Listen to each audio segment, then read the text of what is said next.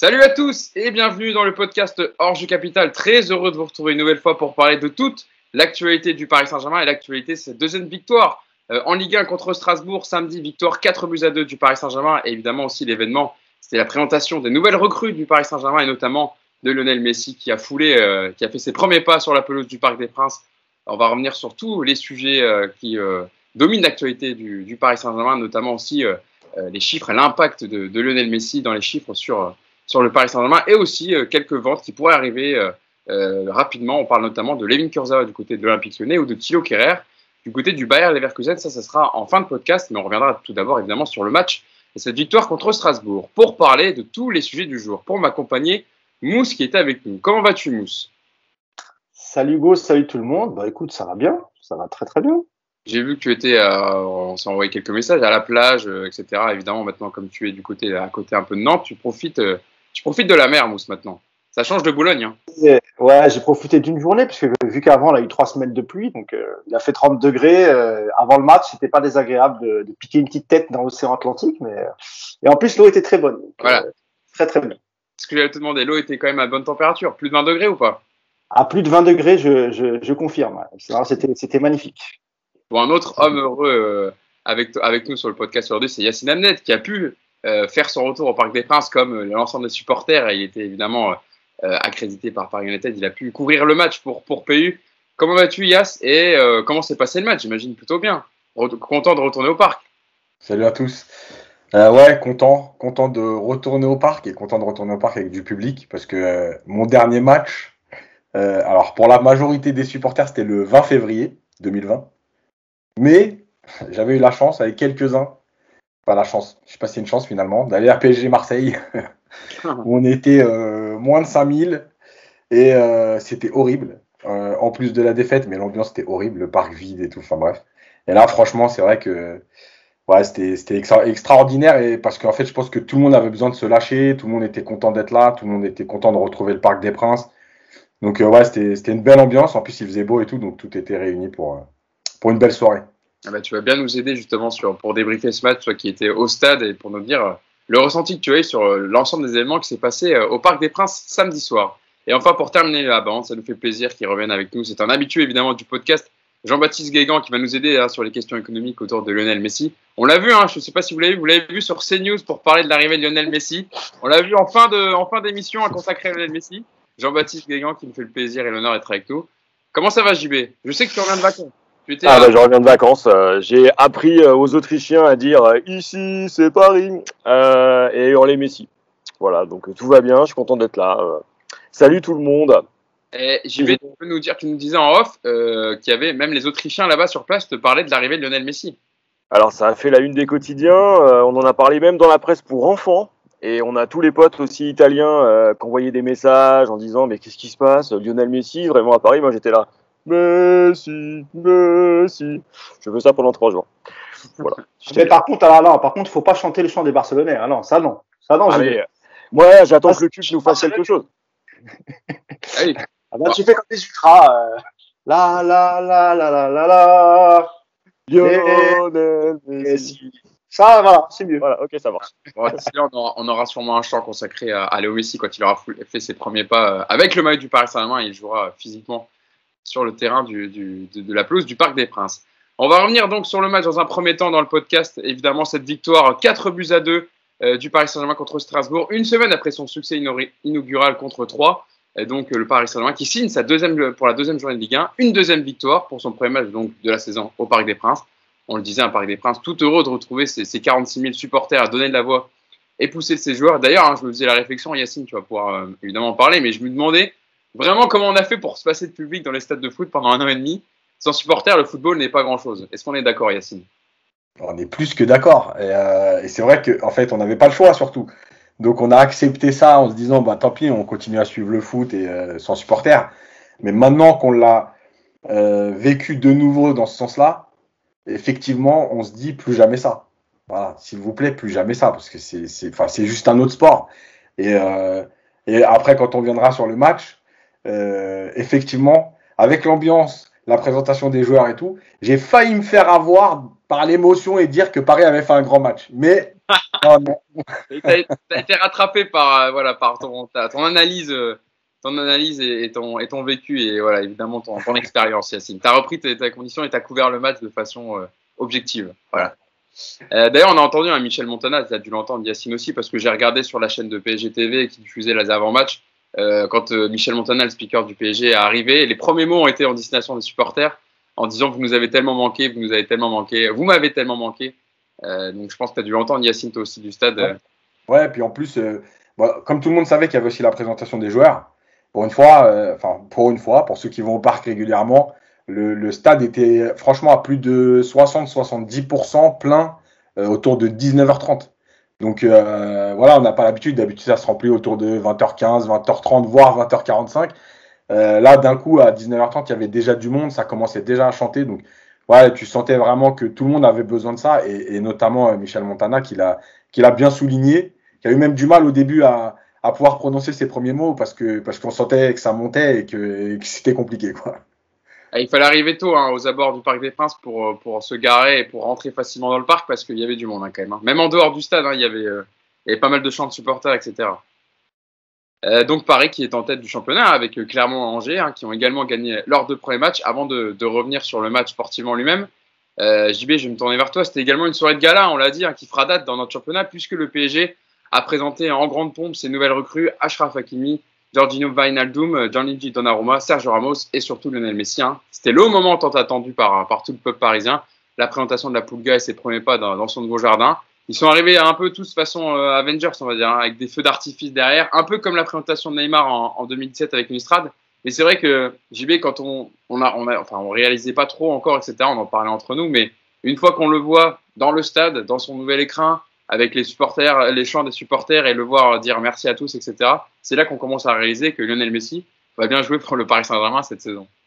Alors moi, je l'ai suivi de l'étranger. Je l'ai vu arriver au Bourget. J'étais en live sur quasiment tout le temps de son arrivée jusqu'au parc. Et la présentation, je l'ai regardée honnêtement 2 voire 3 fois. J'arrive toujours pas à y croire. J'ai vu le match. Je l'ai vu avec le maillot. Je l'ai vu. J'y crois pas, quoi. C'est Lionel Messi à Paris. Avec, en plus de ça, des joueurs à côté de lui qui sont des fous furieux. Tu vois Messi, Sergio Ramos sur la même estrade. Tu vois Donnarumma qui a été incroyable pendant l'Euro. Et puis tu vois ce parc en fusion. Tous les potes que je connais qui y étaient me disaient que c'était absolument assourdissant au moment de la présentation et que ça avait été absolument dingue. C'est ça aussi qu'on attend, c'est ces émotions-là. Et pour toute la planète foot et toute la planète sport, aujourd'hui, le centre d'intérêt principal, c'est le Parc des Princes. Putain, bordel, c'est chez nous, quoi. Ouais. Ça fait du bien. Oui, ça fait du bien. Avant que je vienne voir Yacine, justement, il nous parlera de l'ambiance et du bruit assourdissant du Parc des Princes. Mousse, c'est vrai que je me disais, quand on entendait Michel Montana annoncer au fur et à mesure les nouvelles recrues qui se présentaient, qui défilaient, qui arrivaient sur l'estrade, et il annonçait leur CV avant, il y a Lionel Messi, évidemment, qui quitte un peu tôt, mais t'en es à minimiser alors que tu as Sergio Ramos, qui était le capitaine du Real et celui peut-être le défenseur qui a le plus gagné dans sa carrière, qui a tout gagné. Achraf Hakimi, qui est le latéral droit, le meilleur latéral droit en Europe en ce moment et le plus gros prospect. Wijnaldum, qui était capitaine des Pays-Bas. Gianluigi Donnarumma, qui était meilleur joueur de l'Euro et capitaine pas capitaine, mais meilleur joueur de l'Euro et qui a gagné évidemment l'Euro avec l'Italie. Et c'est vrai que c'est dingue quand tu vois ce casting. Je pense que quand tu le vois arriver avec le CV de chacun, c'est là que tu dis merde, le mercato du Paris Saint-Germain, là, c'est quand même très très haut level. Oui, déjà sous cette forme-là, c'est la première fois, il me semble, qu'il y a une présentation de plusieurs recrues en même temps. Alors peut-être qu'on avait imaginé qu'on aurait peut-être fait une chose spéciale pour Lionel Messi, un peu comme on l'avait fait pour Neymar en 2017, mais je pense que vu les conditions, la pandémie, etc., c'était peut-être un peu plus compliqué. Mais oui, effectivement, surtout quand on repense au dernier mercato depuis, à part celui de 2017, c'est vrai qu'après ça a été un peu plus compliqué en termes de qualité de joueurs, j'ai envie de te dire. Là, pour le coup, tu fais 5 recrutements. C'est quasiment que du top européen. Il y a rien à acheter là-dedans, quoi. Tu vois, que ce soit Wijnaldum et ce qu'il a fait à Liverpool, Hakimi entre Dortmund, ses débuts au Real, Dortmund et l'Inter, c'est quasiment un sans faute. Sergio Ramos, j'ai même pas besoin de rappeler son CV et tout ce qu'il a fait et tout ce qu'il a apporté au Real Madrid. Et évidemment, Lionel Messi qui va apporter toute cette lumière, comme l'a dit JB, sur le Parc des Princes et le Paris Saint-Germain. Rendez-vous compte, cette semaine, la semaine avant le match et la présentation, dans tous les médias, partout, on ne parlait plus que de ça. C'est limite, on avait un peu oublié le Covid, la pandémie. Ça a vraiment, ça nous a changé les idées. Ça nous a apporté beaucoup de joie, beaucoup de bonheur. Moi, j'ai eu la chance de faire la conférence de presse de Léo Messi mercredi. Mes parents habitent encore dans le 92, à Boulogne-Billancourt, à quelques centaines de mètres du Parc des Princes. Donc, je me suis dit, je vais y aller un peu tôt. Et en fait, la conférence était à 11h. J'étais là-bas à 9h, 9h15. C'était déjà plein. Il y avait déjà, je sais pas, il y avait peut-être 500, 600 supporters et ça arrivait encore. Ça sortait du métro à Porte de Saint-Cloud. Moi, j'avais jamais vu ça. Et pareil, quand on est rentré côté presse pour assister à la conférence de presse, j'ai jamais vu autant de journalistes étrangers pour une conférence de presse. J'avais pas eu la chance d'être à celle de Neymar en 2017. Je sais pas comment c'était, mais dans l'auditorium du Parc des Princes, là où s'est passée la conférence de presse, c'était juste incroyable. Mais vraiment quoi. Et j'ai appris plus tard que ils avaient refusé beaucoup de monde, des journalistes argentins, brésiliens, parce que la capacité avait déjà été dépassée de 50 personnes. Je crois qu'il y avait ou 30 personnes. Je crois qu'il y avait 120 places. Il y avait plus de 150 personnes, tu vois. Donc non, c'était juste inimaginable. Et moi, j'étais tellement heureux de vivre ce moment-là. Voilà, j'ai bataillé pour avoir l'accréditation. Croyez-moi, j'ai bien insisté. Et voilà, donc toute cette semaine et après l'apothéose, c'était évidemment la présentation au parc. Donc oui, on est tous heureux. Alors maintenant que ce moment de fête, de joie est passé, place au terrain et bon courage à Pochettino, parce que c'est vrai que ça va pas être évident de faire un 11 équilibré et puis et aussi gérer les remplaçants. Donc mais ça, je pense qu'on aura le temps d'y revenir lors des prochains podcasts lorsque l'équipe type sera en place. En restant encore un petit peu dans l'événement et dans la fête, Yacine, tu peux nous parler de l'ambiance que tu as eue et aussi ce que tu as ressenti quand tu as vu les nouvelles recrues rentrer dans fouler la pelouse du Parc des Princes à l'annonce de leur nom et rejoindre l'estrade. Comment tu l'as ressenti, toi, du parc? C'est ce que je disais, c'est-à-dire que pour une fois, on était vraiment dans l'émotion parce qu'il y avait déjà le retour du public et le retour au Parc des Princes. Il y avait ce recrutement c'était la présentation, mais on le connaît depuis maintenant quelques semaines, sauf pour Messi la dernière semaine. Moi, parenthèse, déjà, je trouve que c'est très bien que finalement, quelque part, il n'ait pas été présenté à part parce que, en fait, ça permet aussi de dire, il fait partie des 5 recrues. Ok, c'est la plus grande, la plus belle, tout ce qu'on veut. Mais en fait, il fait partie des 5 recrues malgré tout. Et je trouve que ça aurait été dommage finalement de le présenter à part comme si c'est une recrue au-dessus de tout le monde, etc. Encore une fois, ça aurait envoyé peut-être un signal un peu, pas négatif parce que c'est Messi, mais voilà, ça aurait été... Là, c'est très bien, il est venu avec les autres. Ok, il a été présenté un dernier, mais il est venu avec les autres. Sur la présentation, effectivement, on a senti que ça montait au fur et à mesure. Le premier qui a été présenté, c'était Hakimi. Et on a vu tout de suite qu'il avait été touché par l'accueil, etc. Et ça montait au fur et à mesure. Donnarumma, Wijnaldum, Donnarumma, Ramos, et puis l'explosion avec Messi, parce que Messi au début ne peut même pas s'exprimer tellement le parc chante et c'est fort. Voilà, on voyait que c'était vraiment un vrai moment de partage, d'émotion, de fête pour tout le monde, et ça faisait longtemps finalement qu'on n'avait pas vécu ça, je pense, en gros depuis Neymar finalement. Et Neymar, Neymar et Mbappé, donc les deux, mais ils étaient tout seuls. Là, il y en a 5 recrues qui sont très fortes, en tout cas qui s'annoncent très fortes. Voilà, donc c'était très bien. Après c'est vrai que il y a eu un petit moment, enfin c'était bizarre parce qu'ils avaient annoncé Pochettino en présentation. Oui. Et il n'a pas été présenté, donc après ils ont expliqué pourquoi, il préparait son match. Je pense qu'il ne voulait pas forcément y aller avec les joueurs. Donc on s'est dit pourquoi d'un coup il était annoncé, il n'est pas. Voilà, mais effectivement la fête elle était exceptionnelle et le parc, franchement ça faisait longtemps que j'avais pas entendu le parc faire autant de bruit. Oui, Mousse. Ouais, je voulais juste dire un mot aussi sur le passage de Javier Pastore. Honnêtement, moi, j'étais devant mon écran parce que j'ai pas la chance d'être à Paris et au parc. Et honnêtement, Javier Pastore, voilà, c'est vrai, il a été beaucoup critiqué lors de son passage parce qu'il a été beaucoup blessé, il a manqué beaucoup de matchs, mais quand il était là, c'était toujours un régal. Et le voir, franchement, voir la communion entre les supporters du PSG et Javier Pastore des années après. Il a quitté en 2017 le PSG, je sais plus si c'est 2017 ou 2018. Enfin bref, ça fait au minimum 3 ans qu'il est parti, et à chaque fois qu'il fait un retour au Parc des Princes, c'est toujours une joie et un immense respect de la part des supporters du PSG, parce qu'on sent que Javier, il a vraiment l'amour du maillot. Hier, lorsqu'Ambre Godillon l'interrogeait, il disait nos couleurs, comme s'il était encore un joueur du PSG. Moi, ça fait pas de secret que j'adore ce joueur. Moi, voilà, je kiffe ce joueur. Je pourrais pas l'expliquer, mais ça m'a vraiment ému. Les images que j'ai vues, la communion entre Pastore et les supporters, c'était incroyable. J'adore ce joueur, son humilité, sa gentillesse. Nous, on a eu la chance de l'avoir dans le dernier bouquin où il nous accordait 1 heure de son temps pour nous parler de son passage au PSG. Et c'est vraiment quelqu'un de gentil. Il est pas du tout, il a pas l'attitude d'une star ou non. C'est vraiment quelqu'un d'humble, de gentil. Et je suis content que le public lui ait rendu tout ce qu'il nous a apporté malgré tout. J'avais regardé le plateau du PSG TV quand Javier Pastore était venu répondre aux questions d'Ambre Godillon.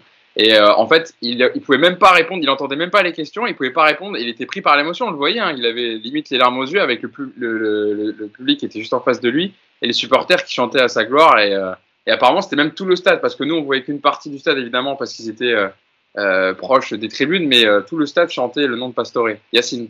Ouais, juste rebondir là-dessus, pour finir, ça permet aussi de se dire que finalement, en dehors de tout ce qu'on nous explique toute l'année avec les stats, etc., un joueur, il laisse pas une trace dans un club avec des stats. Il laisse des traces dans un club par des émotions qu'il transmet, par un comportement, par des gestes, voilà, il y a tout ça, un peu, ce qu'on appelle aujourd'hui, je sais pas si c'est péjoratif ou pas, mais le football romantique.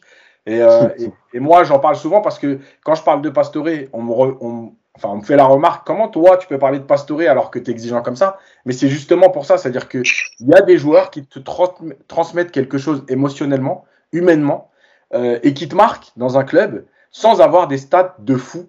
Et c'est aussi ce qui nous rapproche du football, en fait, ce qui nous fait aimer le football. Donc, voilà, un joueur, c'est pas de tout le temps balancer, mais il a mis 38 buts, comment vous pouvez ne pas le respecter? Si, on respecte, mais on n'a pas d'attache particulière. Il y a des mecs qui sont venus, je rappelle toujours Sorin. Voilà, il passe 1 an, mais Sorin, il a marqué les supporters. Quand il y a encore aujourd'hui, alors qu'il est resté qu'1 an, déjà il est invaincu. Mais en plus, aujourd'hui encore, il tweet sur le PSG. Pour l'anniversaire du PSG, il a tweeté. Pour quand Paris se qualifie, il tweet. Voilà, c'est ça le football aussi. C'est que des émotions, c'est pas tout le temps des statistiques. JB, tu es d'accord avec le constat de Yacine? Moi, j'ai un attachement particulier avec Pastore. Pour moi, s'il y a un joueur emblématique de l'arrivée finalement du Qatar à Paris, c'est lui. Pour moi, c'est plus qu'Ibra, c'est plus que les Alex, Thiago Silva, etc., qui sont des grands joueurs qui ont marqué le club. Et Pastore, pour moi, il y a un attachement. C'est le mec, t'attends qu'il fasse un truc que t'as jamais vu. Et il le fait. Alors là, il est à l'AS Roma, ça se passe mal. J'étais avec un ultra de l'AS Roma pendant les vacances. Je peux pas prononcer le mot de Pastore devant lui, il vrille. Mais pour nous, c'est autre chose. C'est Ravière. Et je suis d'accord avec Yacine. Toujours prendre des Argentins au PSG, ça marche. Sorin, c'était déjà... moi, tu me dis Sorin, le temps pour moi s'arrête. C'est comme Rai, un Argentin, mais c'est pareil. Et Javier, il y a ça. Et le voir avec ce sourire, le voir content d'être là et appeler le parc sa maison, combien de fois on a attendu de certains de nos fameux grands joueurs qui le disent. Et lui, il le pense et il le vit. C'est bien. Avant de fermer la parenthèse, juste précision, Yacine, toi qui étais au stade aussi, parce qu'on a entendu à l'entrée des joueurs, il n'y avait pas eu la musique, évidemment, légendaire et mythique de Phil Collins. Alors, pour la précision, apparemment, c'était donc c'est une musique de DJ Snake qui a été jouée, hein, célèbre DJ qui est très grand supporter du Paris Saint-Germain. Et ils se sont emmêlés un peu les pinceaux en régie, c'est ça apparemment. En fait, alors pour l'histoire rapide, DJ Snake il avait fait un morceau ils ont mis le morceau de DJ Snake pour la présentation des joueurs. Il devait y avoir Phil Collins pour l'entrée des joueurs, mais apparemment ils se sont emmêlés les pinceaux. Ils ont mis DJ Snake pour l'entrée des recrues et ils l'ont laissé pour l'entrée des joueurs. Et effectivement, franchement, c'était très bizarre parce que on a senti vraiment que ça touchait les gens.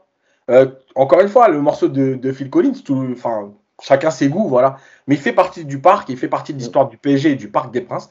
Et franchement, ce moment-là, il était fou parce qu'on allait assister au match, il y avait eu la présentation, c'était l'euphorie. Et il y a un moment de flou où tout le monde, mais qu'est-ce que c'est que ce morceau qui est en train de passer, quoi? Il y a l'entrée de joueurs et c'est pas... Même moi, devant mon écran, je suis resté comme ça, j'ai dit, mais attends, Mais c'est pas comme d'habitude, tu vois. Il manque quelque chose. Et en plus, le son, tu vois, il démarre doucement. Donc, tu vois, c'était pas fait pour une entrée de joueur, en fait. C'était Et donc, trop on a calme. tous été. Maintenant, s'il s'agit d'une erreur, bon, ça va, tout va bien. On va retrouver le. C'est que, ouais, en fait, là-haut à la régie, quoi, ils ont rediffusé le morceau pour l'entrée des joueurs, l'entrée d'un recrue. Pour l'entrée des joueurs, ils se sont embrouillés. Apparemment, il n'y aura pas de changement et Phil Collins restera. En tout cas, ils ont intérêt à le laisser. Quand on voit la vague de réactions qu'il y a eu sur les réseaux sociaux, c'est que tout le monde l'a entendu, quoi. C'est ça. Vraiment, Phil Collins, c'est indissociable pour l'entrée des joueurs au Parc des Princes. Donc, voilà, évidemment. D'ailleurs, c'est un beau qu'on n'écoutera jamais peut-être à la maison, tu vois, comme ça. Jamais, ouais, c'est clair. L'entrée de joueur, quoi, tu vois. On peut l'entendre. Très beau tifo de la tribune Auteuil. Et dernière précision, après on parle du match, Kevin Gamero, parce que ça a été dit par certains, il a été applaudi à l'annonce de son nom, il a été applaudi à sa sortie. Effectivement, il y a eu quelques sifflets, et je suis même pas sûr, enfin c'était même pas pour lui, c'est sur le but en fait qui marque. Ah oui, mais c'est normal. C'est logique. Donc on l'applaudit non plus quand il marque. Voilà. Mais par contre, il a été applaudi quand son nom a été cité à la composition des équipes, et il a été applaudi à sa sortie de terrain. Voilà. Kevin Gamero, évidemment, ancien attaquant du Paris Saint-Germain. Et on le savait de toute façon qu'il marquerait contre le PSG, puisque tous les anciens joueurs qui reviennent au Parc. C'est la règle. C'est la règle. Je l'ai écouté, prochain but d'un ancien du Paris Saint-Germain, c'est Mamadou Sakho quand on affrontera Montpellier. Voilà, qui a fait son retour en Ligue 1 et qui marquera évidemment de la tête sur corner contre Paris. Pour du match, JB, je vais venir me tourner vers toi. Alors, pour parler, donc revenir sportivement sur. Comme la semaine passée contre 3, le PSG qui a soufflé le chaud et le froid avec une première période vraiment en version rouleau compresseur, conclu par un 3-0 propre et net. Et puis ce contact beaucoup plus poussif qui a même failli voir les Strasbourgeois remonter le score après les buts de Gamero justement et Ajorc. On était à 3-2 avant que Alexander Djikou, défenseur strasbourgeois, ne prenne un deuxième jaune sur une faute sur Icardi.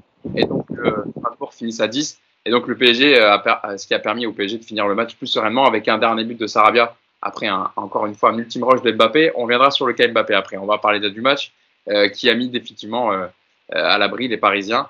Ton impression, toi, sur ce Paris Saint-Germain, sur le match JB entre match 3 et aujourd'hui, sans internationaux, avec sans Messi, Neymar, Di Maria, c'est Verratti, évidemment. Moi, j'étais pas au parc. J'aurais bien voulu y être pour voir justement comment se comportait l'équipe sur les replis, etc. C'est des choses que moi, j'ai pas pu voir. Maintenant, sur ce que j'ai vu, moi, au travers de mon écran, c'est que cette équipe, quand elle joue ensemble, qu'elle est capable d'aller de l'avant et qu'en face, ça a peur, c'est une machine. A fortiori, quand ça marque d'emblée, c'est difficile à reprendre. Maintenant, tu es à 3-0 à la mi-temps. T'encaisses 2 buts. On a au moins un qui est, en tout cas, qu'on peut contester. Dans le sens où, si défensivement tu es présent, tu prends peut-être pas le deuxième but de la tête. Donc moi, c'est toujours cette faiblesse défensive qu'on avait déjà vue sur le premier match. Mais on en parlait tout à l'heure entre nous. C'est vrai que on est en début de saison, on n'a clairement pas toute l'équipe type, on n'a pas le même milieu de terrain, on a joué avec des Titi. Donc moi je reste quand même un peu dubitatif quant au choix de Pochettino, quant à sa capacité à tenir une équipe dans la longueur sur un match entier et à imposer défensivement un jeu qui nous permette d'être solide. Imaginons avec les 3 fous furieux devant, juste la présence de 2 milieux de terrain qui soient vraiment capables de faire le job, c'est-à-dire défendre pour tout le monde, cette équipe elle s'exposera. Et Kipembe, on a l'impression qu'il est toujours pas revenu de l'Euro, quoi. Et déjà l'année dernière, on avait vu quelques limites. Moi, ce match-là, étonnamment, si la première mi-temps m'a rappelé le PSG qu'on connaît tous, c'est-à-dire capable de marcher sur la Ligue 1, la deuxième m'a rappelé aussi la deuxième partie de saison où tu t'effondres. Et moi, c'est ça c'est ce goût amer. J'ai fini le match énervé. Alors que j'aurais pas dû, tu viens de signer 5 des meilleurs joueurs du monde. C'est ça qui m'a gêné. Mousse, c'est vrai que JB le disait, c'est vrai qu'on a vu en fait le Paris Saint-Germain version Pochettino, c'est-à-dire cette capacité à marquer, etc., à rouler, à mettre beaucoup d'intensité, et puis un peu se reposer sur ses lauriers, baisser d'intensité. Je rappelle le 11 titulaire, Mousse, tu veux revenir dessus, parce que j'y vais en parler par rapport, évidemment, à l'équipe qui n'est pas encore complétée par ses internationaux. On avait Keylor Navas au goal, Thilo Kehrer qui enchaîne évidemment en défense centrale avec Kimpembe à côté de lui, Abdou Diallo côté gauche, Achraf Hakimi, évidemment, la nouvelle recrue côté droit, Eric Dinaï Bimbe, qui a pris la place de Danilo Pereira par rapport à la semaine dernière contre 3, Ander Herrera, Wijnaldum, la deuxième recrue, et puis composé d'un trio Draxler, Icardi, Mbappé. Toi aussi, ça t'a laissé un peu ce goût amer comme JB? Oui, évidemment, parce que quand tu démarres de cette façon et quand tu fais 30 minutes où t'es à fond et tu laisses pas cette équipe de Strasbourg respirer et que tu arrives en plus à coller 3 buts à côté de ça, tu as encore des occasions, évidemment, parce que c'est frustrant. Comme l'a dit JB, on a l'impression de revoir ce qu'on avait déjà vu, pas seulement avec Pochettino, hein, c'est des matchs qu'on avait déjà vu aussi sous Thomas Tuchel. C'est-à-dire que à partir du moment où ils sentent que l'adversaire est plus faible et qu'ils arrivent à coller 3-4 buts assez rapidement, tu as l'impression qu'après ils se disent bon, on n'a pas besoin de courir, on n'a pas besoin de se faire mal, et on n'a pas besoin de tuer le match. On va aller en gestion tranquillement parce qu'en face, de toute façon, ils ne seront pas capables de revenir. Mais quand tu penses comme ça, il suffit qu'ils mettent un but et c'est ce qui s'est passé. Tu leur redonnes confiance et ensuite les Strasbourgeois te mettent le doute. Et là, tu commences un peu à paniquer. Et ça, c'est ce qu'on a vu notamment avec sur quelques situations avec Kimpembe. Sur le but de Gamero, tu comprends pas comment Gamero, avec sa taille entre Kerrer et Kimpembe, il arrive à marquer de la tête. À genre qu'à la limite, bon, il fait pratiquement 2 mètres, d'accord. Mais Gamero qui arrive à se mettre entre Kerrer et Kimpembe qui est en retard et qui, on le voit, lâche le marquage, et Gamero qui en profite bien, c'est vrai que c'est étonnant. Bah, j'imagine que Pochettino, il devait être fou sur ce but-là, parce que pour lui, c'était pas possible. Alors, on a quand même vu des bonnes choses, hein, je vais pas être complètement négatif, mais c'est vrai que moi, je regrette cette époque où, notamment sous Laurent Blanc, le PSG respectait ses adversaires. Il collait des 5-0 à Lyon, il mettait des 9 buts contre 3, et ils en avaient jamais assez. C'est-à-dire qu'ils jouaient de la première à la 90e minute. Et c'est vrai qu'après le départ d'Ibrahimovic, on l'a un peu moins vu, même si sous Unai Emery, on a quand même vu des très bons matchs. Mais c'est vrai que à partir de là, ça a commencé un peu à se déliter. Et j'ai l'impression que Pochettino, son travail cette saison, ça va être ça. Ça va essayer de les convaincre, de vendre son projet et de leur dire, les gars, il faut jouer de la première à la 90e minute.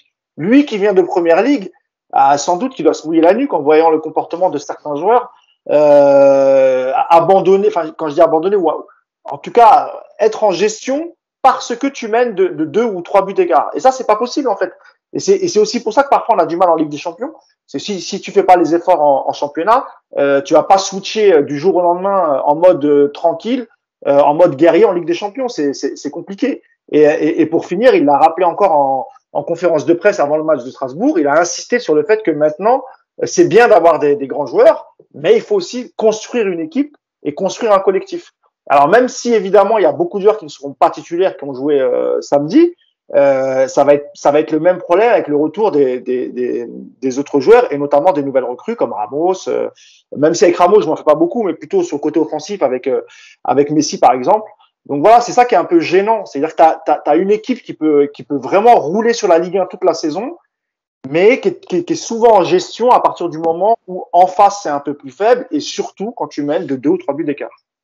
Toi, Yacine, ton analyse depuis le parc, en plus, je pense que ça a dû t'intéresser parce que je sais que tu préfères être toujours au stade parce que tu peux voir, etc., les déplacements, les mouvements de chacun et pas juste la caméra, ce que te montre la caméra de la télévision. Toi, le coach, l'éducateur. Bah, en fait, le truc, c'est que, encore une fois, le score, il est un peu trompeur parce que Paris, finalement, il ne se crée pas 50 occasions en première période. Ils en ont peut-être 4. Paris termine avec 11 tirs et Strasbourg 8 dans le match. Donc, voilà. il n'y a pas une différence énorme. Hein. Voilà. Donc, ils ont peut-être 4 occasions, ils marquent 3 buts. Mais c'est un peu trompeur parce qu'il y a des phases de transition.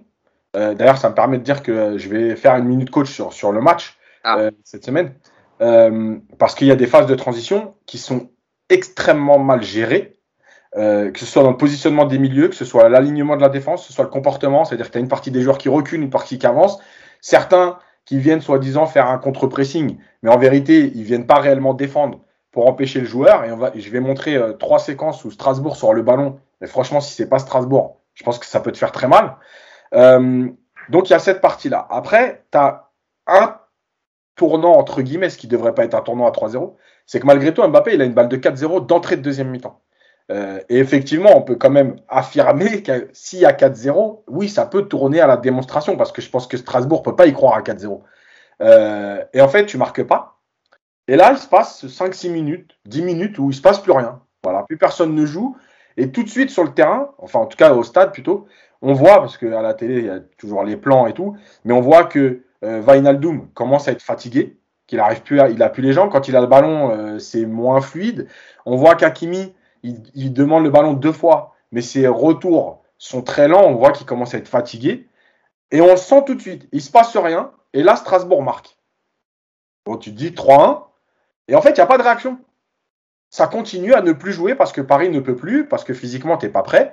Alors, l'explication de dire il n'y a pas tous les joueurs. Encore une fois, moi, je l'entends, il n'y a pas de problème.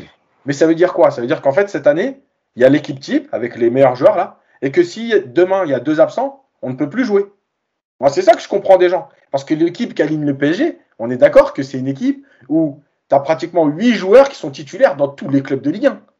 Donc, on n'est pas en train d'aligner Simons, Garbi, Michu, Pembele, Dinaï Bimbe. Je veux dire, tu as Herrera, tu as Danilo qui est rentré, tu as quand même Kimpembe, tu as Kierer.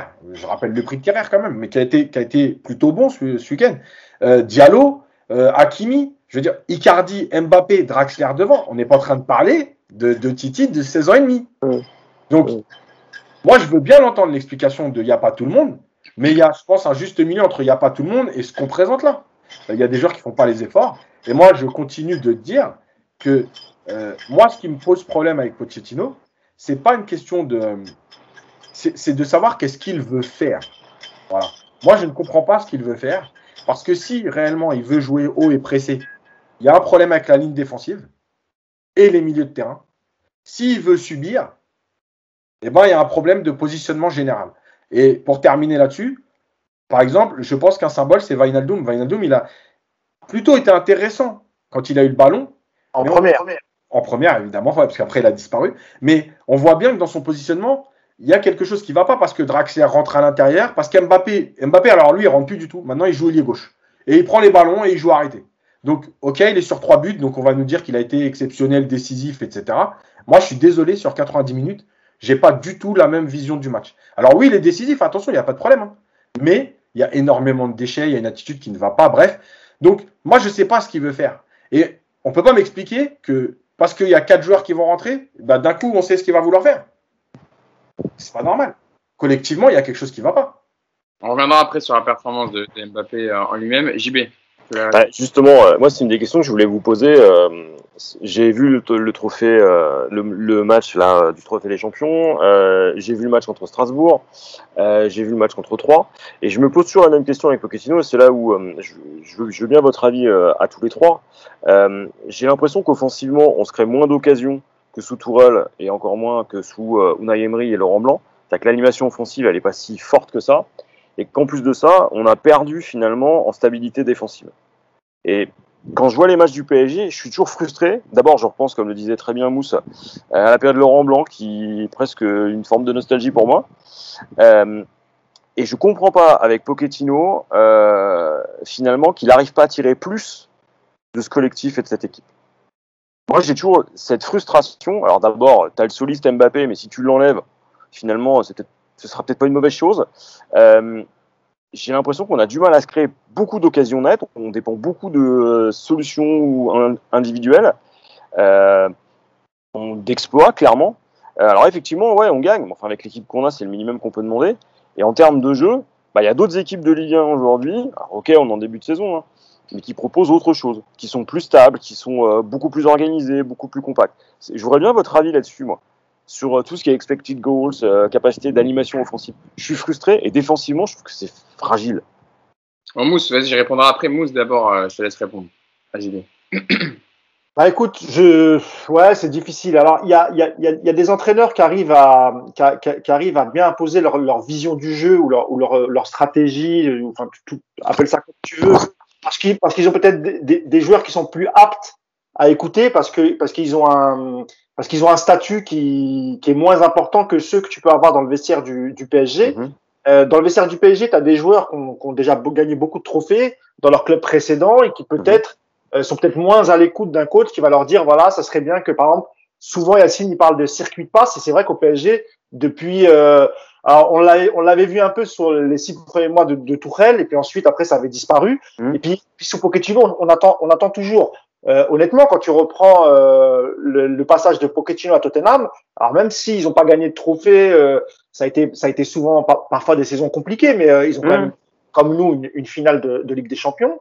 Ils ont souvent été dans le top 4 et qualifiés en Ligue des Champions. Et tu voyais clairement ce que faisait Pochettino avec l'effectif qu'il avait en Première Ligue. Ça gagnait pas toujours, mais tu comprenais à peu près ce qu'il voulait faire. Et moi, j'ai l'impression que c'est difficile pour un coach, mais quel que soit le coach que tu vas ramener au PSG, d'imposer tes idées avec des joueurs qui ont des statuts particuliers dans le vestiaire et qui vont pas forcément se mettre à l'écoute du coach ou au service du collectif, et souvent utiliser un peu leur qualité individuelle, un peu comme Neymar, Mbappé, pour faire la différence. Donc moi, je pense que c'est toute la difficulté pour tous les coachs, que ce soit Pochettino ou ceux qui vont venir après, à moins que vraiment tu ramènes un coach type Guardiola, qui est très respecté de par son parcours, les trophées qu'il a gagnés avec les clubs successifs qu'il a entraînés.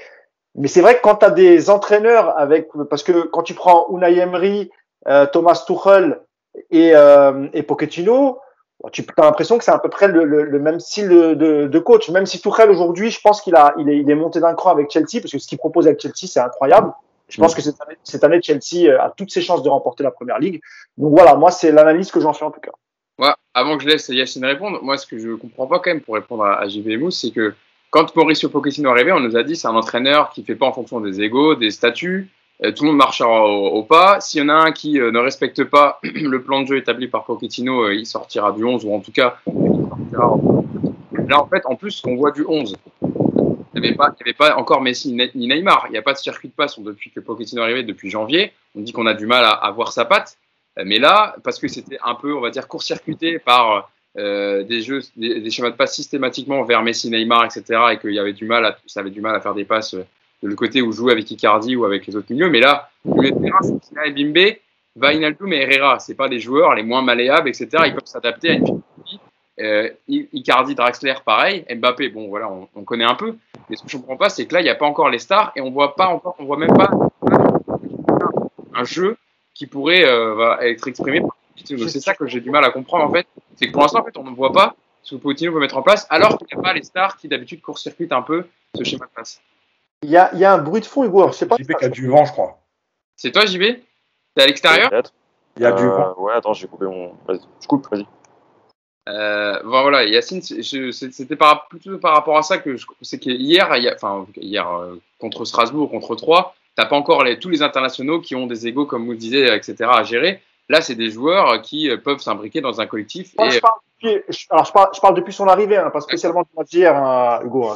Là, tu as raison, évidemment, qu'avec l'effectif qu'il y avait hier, normalement, tu peux quand même imposer ta patte. Mais là, je parlais vraiment d'un point de vue global depuis son arrivée à l'hiver dernier. C'était pas spécifique à ce match. Mais en tout cas, moi, c'est l'impression que ça me donne. J'ai l'impression qu'il n'arrive pas à transmettre ses idées.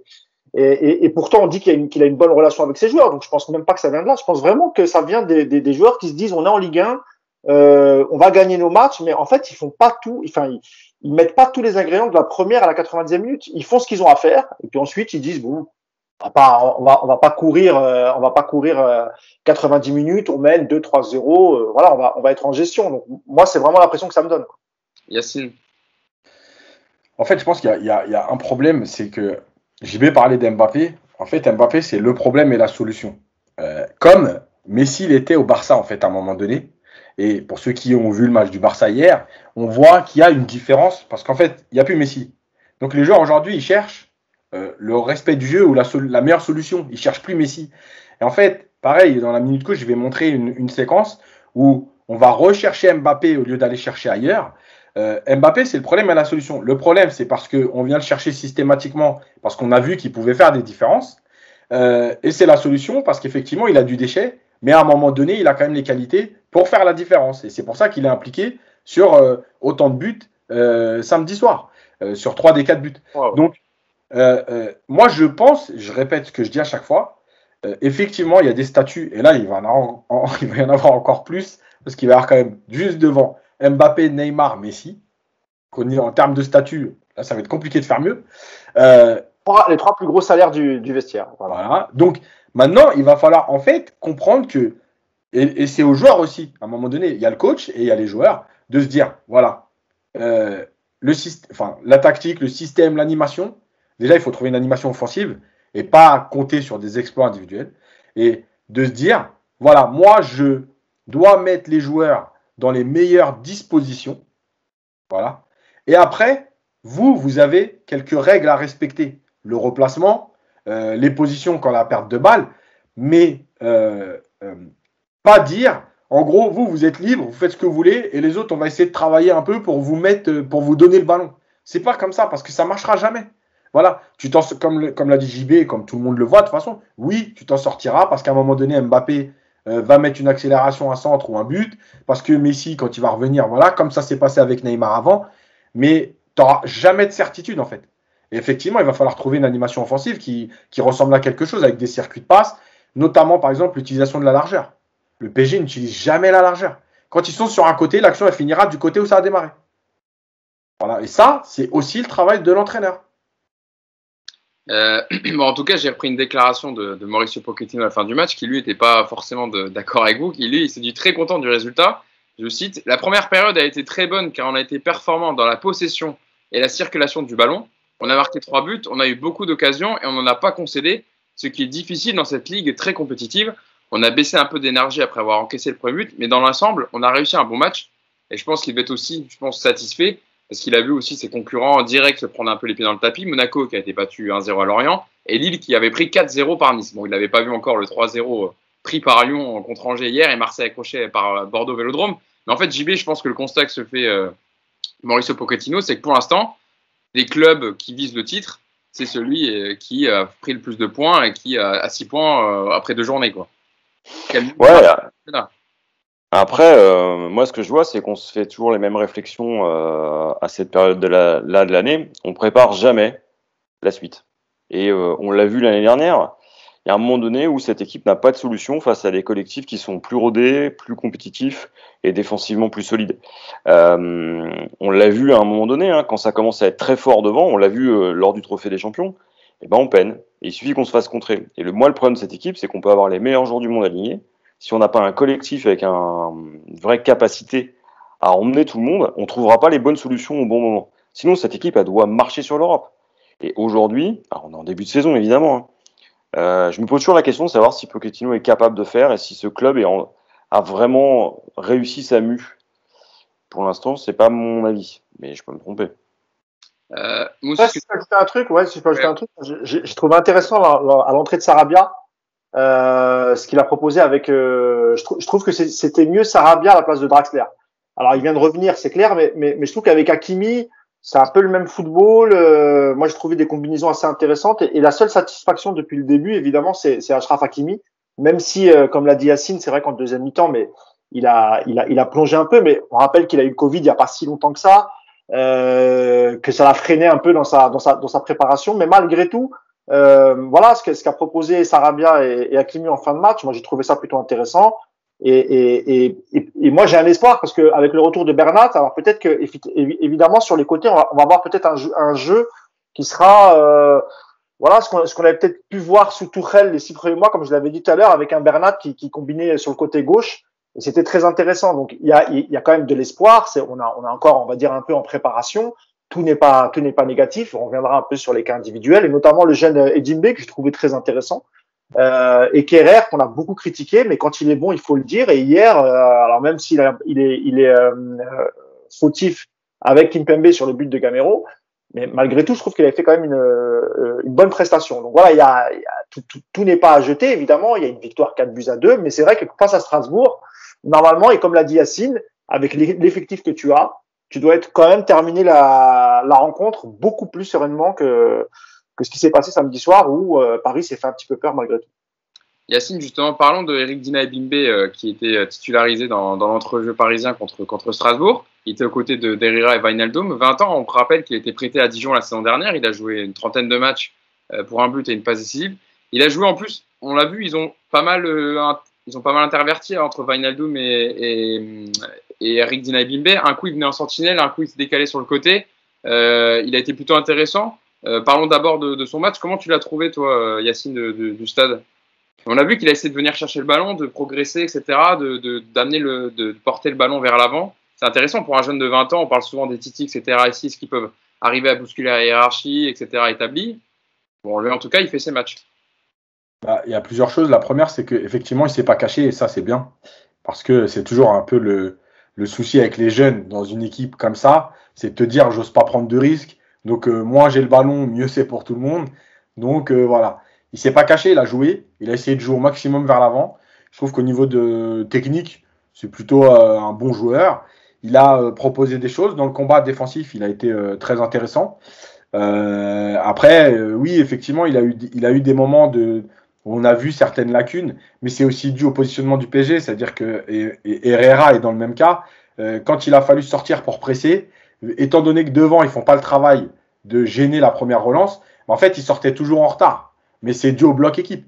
Donc quand il est éliminé, c'est facile de dire ouais il est éliminé, il n'est pas encore au niveau. Mais en fait il n'est pas éliminé parce qu'il n'est pas bon. Il est éliminé parce qu'autour de lui collectivement, défensivement, ça ne travaille pas. Donc en fait lui et Herrera ont essayé de beaucoup compenser. Et en fait, tu le fais un peu aussi à l'énergie, parce que tu dis, faut que j'aille vite sur le joueur, mais tu es en retard, donc c'est trop tard. Herrera, pareil, dans la minute coach, je vais montrer une séquence où il vient en retard. Son pressing, en fait, dans l'intention, c'est bon, mais il ne peut pas le faire comme ça. Donc voilà. Donc, et Bimbe, je le trouvais très bon. D'ailleurs, Pochettino a dit qu'il l'avait sorti plus parce qu'il avait pris un carton jaune que parce que il était cuit ou parce qu'il n'était pas bon. Voilà, c'était plus en fait pour pas terminer le match à 10. Voilà, moi je le trouve intéressant. Maintenant, juste pour terminer sur l'histoire de est-ce qu'il va avoir du temps de jeu, parce qu'il ne faut pas oublier quand même qu'hier il manquait. Donc il y a Danilo qui était sur le banc, mais il manquait Gay, Paredes, Verratti. Ça fait quand même beaucoup de monde. L'avantage de Dina Bimbe, et qu'on ne répète pas assez souvent depuis le début quand on dit ouais il va peut-être partir et tout, c'est que Dina Bimbe il est formé au club. Et à un moment donné dans ta liste de Ligue des Champions, il te faut 8 joueurs formés en France, dont 4 formés au club. Donc il peut très bien faire partie de ces joueurs qui vont rester au club parce que dans la liste de Ligue des Champions, on va être obligé de l'inscrire. Voilà. Et ça, c'est important, c'est un paramètre qu'il y a à prendre en compte. Hein, parce que j'en parlais avec quelqu'un sur la fameuse liste de 25 joueurs de Ligue des Champions. Là, aujourd'hui, quand il va y avoir tout le monde, et si Paris ne vend pas d'ici le 31 août, on peut s'attendre par exemple à un Danilo pas inscrit sur la liste de Ligue des Champions. Il faut les mettre quand même, les 8 joueurs qui ont été formés en France plus 4 du PSG. Ça fait évacuer des noms qui sont possiblement remplaçants. Voilà, donc son avantage à lui, c'est ça. Et encore une fois, ça confirme aussi tout ce qu'on dit sur la formation du PSG, à savoir qu'à un moment donné, les joueurs ont besoin d'être prêtés pour avoir du temps de jeu. Et que ce soit Dijon, dernier de Ligue 1, qui vit une saison compliquée ou pas, quand tu joues 30 matchs en Ligue 1, bah oui, on voit la différence. Aujourd'hui, il sait qu'il est capable de jouer en Ligue 1. Voilà. Après, il y a le palier PSG à passer. Mais en tout cas, c'est 30 matchs. Et je crois qu'il avait déjà été prêté au Havre, je crois, l'année d'avant, en Ligue 2. Donc, ça fait 40 matchs de professionnels. Ben voilà, on voit bien quand même que c'est un joueur qui a des matchs professionnels. Alors oui, ce sera jamais Verratti, voilà. Mais en tout cas, aujourd'hui, il a apporté, et son match contre Strasbourg, et notamment sa première période, pour moi, c'est une bonne première période. Comme Kalimundo qui a été prêté à son dernière avec Lens et qui a fait une très bonne saison et que le PSG d'ailleurs a décidé de garder dans la rotation cette saison. JB, toi sur le jeune Eric Dina Bimbe, il avait joué aussi lors du Trophée des Champions où il avait été un peu moins bon quand même, mais tu l'as trouvé intéressant. Est-ce que pour toi, par rapport, c'est vrai, Yacine le disait, à tous les milieux de terrain qu'il y aura cette saison, est-ce qu'il peut monter dans la hiérarchie, je ne sais pas, mais en tout cas avoir du temps de jeu par rapport à la liste que tu dois établir aussi, puis faire jouer ses titis, parce qu'on en parle souvent, que le Paris Saint-Germain doit faire intégrer des titis dans son effectif pro. Là, il pourrait avoir le profil. De toute façon, ce qui est déjà bien, c'est qu'émotionnellement, il était capable de tenir un match entier au parc, avec l'ambiance, dans un contexte où tu venais quand même de présenter Hakimi, Messi, Ramos, Donnarumma, etc., qu'il n'est pas sorti de son match. Il n'y a pas eu un excès d'engagement qui aurait pu l'amener à faire une énorme boulette. On a déjà vu des jeunes joueurs comme ça, même avec une ou deux saisons dans les pattes, faire n'importe quoi au parc. Donc ça, c'est déjà une première chose. Après, si le PSG va au bout de toutes les compétitions, parce que c'est quand même ça l'esprit, tu vas avoir des matchs en coupe, tu vas avoir des matchs en Ligue des Champions, on a 18 matchs jusqu'à la finale. Il y a bien un moment donné où tu vas le faire, où tu vas le faire cavaler. Et puis, si le PSG profite à nouveau des faux pas de ses concurrents en Ligue 1 et en même temps écrase les gros matchs, il jouera.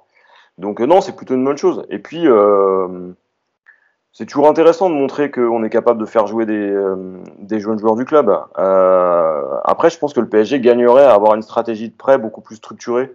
On le voit par exemple avec Pembele, avec Alimundo, etc.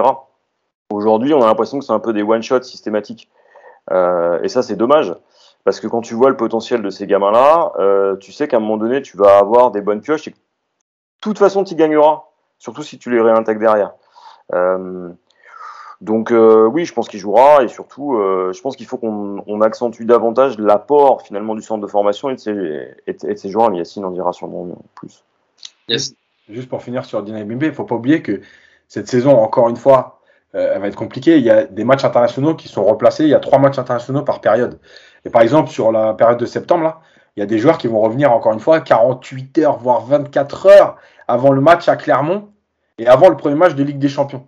Ce qui veut dire que ces joueurs-là, comme Simons, comme Michu, comme Dina Bimbe, les retours de trêve internationale avec les Sud-Américains qui vont aller jouer 3 ou 4 matchs dans 10 jours parce qu'ils ont pris du retard. Je rappelle que les Sud-Américains n'ont pas joué les matchs d'élimination de la Coupe du Monde au mois de mars.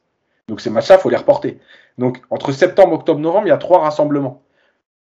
Déjà, voilà, tu as les moyens de jouer au retour de période internationale. Et tu oublies aussi la CAN cet hiver, avec les départs de Gay, d'Achraf Hakimi, surtout, je pense notamment à Achraf Hakimi au poste de latéral droit, parce qu'on n'a pas de réelle doublure. Donc c'est vrai que là, il reste 15 jours et il va falloir quand même essayer de trouver une solution parce que Achraf Hakimi, voilà, il est titulaire indiscutable avec la sélection marocaine. Donc Gay, c'est pareil, il partira avec la sélection. Gay et Diallo d'ailleurs. Hein, donc Diallo. Du coup, il manquera un arrière gauche aussi, un arrière gauche et un milieu de terrain. Donc, du coup, tu vois, le travail je pense qu'il n'est pas encore complètement terminé, mais effectivement, en ce qui concerne le poste de Gay, par exemple, c'est vrai qu'un joueur comme Eric Edimbe, voilà, pourra le remplacer pendant l'hiver, mais moi, je crains aussi pour le poste d'arrière gauche et d'arrière droit. Parce que là, en plus, tu vas arriver dans normalement, tu seras qualifié en 8e de finale, j'espère, pour la Ligue des Champions. Donc, en février, tu vois, si tu te passes pendant un mois, enfin, ça dépendra du parcours qu'aura le Sénégal et le Maroc, mais je veux dire, s'ils vont loin dans la compétition, on ne sait pas quand est-ce qu'ils vont revenir. Voilà, il y aura pas mal de choses à anticiper à ce niveau-là. Eric Dina Bimbe, pour terminer sur lui, qui, selon le Parisien, les dernières informations du Parisien, pourrait prolonger son contrat qui prend fin en 2023 parce que Pochettino compte sur lui cette saison. Donc voilà, on espère qu'il aura du temps de jeu cette saison par rapport à ce qu'il nous a montré. Un mot quand même sur Thilo Kehrer avant de passer à Mbappé. C'est vrai qu'on a souvent parlé dans le podcast parce qu'à juste titre, il ne faisait pas des bons matchs et donc on le critiquait. Là, depuis le début de saison, je ne sais pas qui veut commencer, JB ou Yacine. JB, allez, je vais venir vers toi, j'irai vers Yacine après. C'est vrai que les Marquinhos n'est pas encore revenu, Ramos est encore blessé, donc tu es bien content de l'avoir à ce moment-là de la partie de saison. Et il fait plutôt ses matchs, on va dire. Il a été bon contre Strasbourg. Il a été bon. Bah, il fait le job. Après, moi, je reste toujours marqué par les 3 dernières saisons. Donc, moi, tu mets Kehrer sur la feuille de match, j'ai peur. Après, c'est irrationnel. Hein. Je sais que Mousse le défend et il a raison. Oui. Il a raison. C'est moi qui suis excessif. Mais moi, Kehrer, il me fait peur. Là, depuis le début de saison, il fait ce qu'on lui demande de faire. Alors, effectivement, il y a Gamero. Aujourd'hui, dans la défense centrale, c'est peut-être le moins inquiétant. Et c'est peut-être là où c'est problématique. Après, il sera sûrement très bien en Allemagne. C'est tac à la fin quand même. Hein. C'est tac à la fin. Yacine, sur le match de Thilo Kehrer, pareil, on a été habitué à faire quelques critiques sur lui, mais à juste titre. Là, sur son match contre Strasbourg, comment tu l'as trouvé, toi? Attendez, prévenez bien les auditeurs, Yacine va dire du bien de Kehrer. Je ne sais pas si vous êtes prêts, les gars. Ouvrez bien. C'est pour ça que c'est pour ça que j'insiste à juste titre quand Thilo Kehrer, on dit pas de mal de lui parce qu'on n'aime pas le bonhomme ou le joueur. C'est juste que quand il fait des matchs mauvais, on dit qu'il fait des matchs mauvais. Là, il fait un bon match, donc on souligne qu'il fait un bon match, Yacine. Je rappelle que moi, j'ai rien contre les joueurs, c'est que le PSG. Donc après, si le mec il est bon, il est bon. Non, écoute, franchement, il a été bon. Moi, je l'ai trouvé déjà meilleur dans ses interventions au niveau athlétique. C'est un joueur costaud. L'année dernière, il se faisait bouger par des joueurs de Ligue 1. Il tombait par terre à chaque contact. Là, il a récupéré 2-3 ballons au duel avec Ajorc. Il prend des duels de la tête à Ajorc. De la tête, je l'ai trouvé très bon. D'ailleurs, sur les 2 matchs, pratiquement. À 3 aussi. Il a coupé 2 ou 3 centres. Il était bien positionné. Il est bien venu couper, etc. Oui, sur le but, ok, il est coupable, mais encore une fois, c'est comme le but, le 3-1 là, de Strasbourg. Ok, on peut me dire, ouais, Kimpembe, il est coupable, il n'y a pas de problème. Sauf que Liénard, il centre, le premier parisien, il est à 15 mètres. Donc moi, je veux bien qu'on accuse les joueurs comme ça en disant c'est lui qui est coupable. Mais c'est jamais comme ça le football. Donc, Kerrer, il a été bon, et sur les 2 matchs, que ça plaise ou non à certains, il a été meilleur que Kimpembe sur les 2 matchs. Voilà. Et Kimpembe, depuis 2 matchs, il est, alors, pas inquiétant parce que on en a parlé dans un papier justement que j'ai fait hier. J'ai expliqué rapidement. Kimpembe, il est revenu, il a joué après une semaine d'entraînement. Encore une fois, les joueurs peuvent jouer même après 48 heures d'entraînement quand ils reviennent. Sauf que derrière, ils vont le payer. Voilà. Rapidement, comme j'ai expliqué dans le papier, 2 jours avant un match, tu ne peux pas faire une séance athlétique. Et 2 jours après, il faut la reprendre à peu près 2 ou 3 jours après le match. Ce qui veut dire que tu as 5 jours où tu ne fais pas de travail athlétique. Donc, tu compenses sur l'énergie, etc. Mais tu vas le payer sur la durée. Et Kimpembe, il est en train de payer une partie de ça parce que athlétiquement, je le trouve moins bon, moins vif que, par exemple, sur le Trophée des Champions. Après, sur ses défauts, bah oui, sur ses fautes de concentration, je suis désolé, mais avec Kimpembe, on a l'habitude. Hein, c'est même quand il est prêt athlétiquement, il y a toujours un moment dans le match où il a une petite saute de concentration. Voilà. En tout cas, depuis 2 matchs, Kerrer est meilleur que Kimpembe. Il fait ses matchs, il a été bon. Et même balle au pied, il est venu proposer. Alors, pas autant que Marquinhos, etc., parce que tu sens qu'il n'est pas non plus dans l'euphorie. Mais franchement, moi, je l'ai trouvé bon, sérieux et juste dans ce qu'il a eu à faire. Mousse. Sur ce que dit Yacine et JB. À ajouter sur ce qu'ont dit JB et Yacine, c'est vrai que sur ce match-là et même le match précédent, on sent quand même qu'il y a beaucoup plus de sérénité. Alors je sais pas si parce qu'il y a peut-être pas tout le monde qui est revenu, il se sent peut-être un peu mieux parce que il n'y a pas le regard d'un Neymar, tu vois, ce genre de joueur qui va peut-être lui mettre la pression. On rappelle aussi qu'il a fait la préparation. Il a pas été sélectionné avec l'Allemagne, donc il a fait toute la préparation avec le PSG. Et tous les matchs dans l'axe, ça change aussi parce que voilà, il est baladé à droite, axe. Tu m'as retiré l'argument de la bouche. Non, je t'en prie. Là, pour le coup, on l'a pas baladé entre le côté droit et le poste de défenseur central, axe droit. Donc là, il a pris ses marques. En plus, il a toujours été aligné avec Kimpembe. Donc voilà, c'est peut-être ça aussi qu'il nous fallait. Il fallait peut-être qu'il sente un peu plus de confiance pour qu'il soit plus serein. Et c'est vrai que et même sur certaines relances de Strasbourg, ou quand on cherchait l'attaquant avec des relances longues, voilà, je trouvais qu'il avait une bonne lecture de la trajectoire, une bonne anticipation. Il a pris quelques ballons de la tête, que ce soit sur les corners ou sur ses phases de jeu. Donc voilà, moi je l'ai vraiment senti serein. Alors, je sais pas si dans son esprit, il y a des articles qui sont parus en disant que lui, de toute façon, il voulait rester. On sait qu'il y a peut-être une offre du Bayer Leverkusen, il me semble. Il y a une offre du Bayer Leverkusen, mais pour l'instant, qui ne correspond pas aux attentes du Paris Saint-Germain. Parce que le Paris Saint-Germain en attendrait 20 millions d'euros, et on rappelle qu'il a été quand même acheté 37 millions d'euros à l'été 2017 en provenance de Schalke. Plus des bonus, en effet. Donc, écoute. 2018, été 2018, pardon. Ouais, c'est ça. Donc, je sais pas s'il faut capitaliser sur ce qu'il a fait et se dire, bon, bah peut-être que ça peut être aussi la doublure de Marquinhos au poste d'axe droit, voire dépanner arrière droit, même si pour moi, en arrière droit, il a jamais été bon. Donc, franchement, il faut trouver une autre solution. Moi, je pense vraiment que son poste, c'est défenseur central et qu'aujourd'hui, honnêtement, voilà, tu le sens un peu plus serein. À voir, mais de toute façon, comme ce qu'on a parlé tout à l'heure, hein, il y a, entre la CAN, la Ligue des Champions, etc., si vraiment on vend Thilo Kehrer ou on le prête avec une option d'achat, il va quand même falloir trouver une doublure. Mais en tout cas, sur le match d'hier et sur les matchs précédents, honnêtement, tu peux pas lui reprocher grand-chose et je suis assez d'accord avec Yacine. Même si c'est dur de critiquer un Titi comme Kimpembe parce qu'on l'aime beaucoup, son côté guerrier, etc., c'est un vrai Parisien. Mais il faut être objectif et c'est vrai qu'il est un peu dans la continuité de ce qu'on avait vu à l'Euro, où la doublette qui composait avec Varane, même Varane d'ailleurs, hein, moi j'ai pas trouvé extraordinaire pendant l'Euro. Moi je pense qu'il est dans la continuité, donc peut-être qu'il va falloir encore un peu plus de temps pour qu'il soit prêt, ou peut-être avec le retour de Marquinhos retrouver un peu ses habitudes et peut-être qu'il sera un peu plus libéré en sachant qu'il joue avec Marquinhos en défense. Alors, passons à un autre joueur, un seul petit ombre au tableau de la soirée de samedi soir. Les sifflets d'une partie du public à l'encontre de Kylian Mbappé avant le match. Pendant l'annonce du 11 titulaire, on voyait son visage dans les écrans du stade.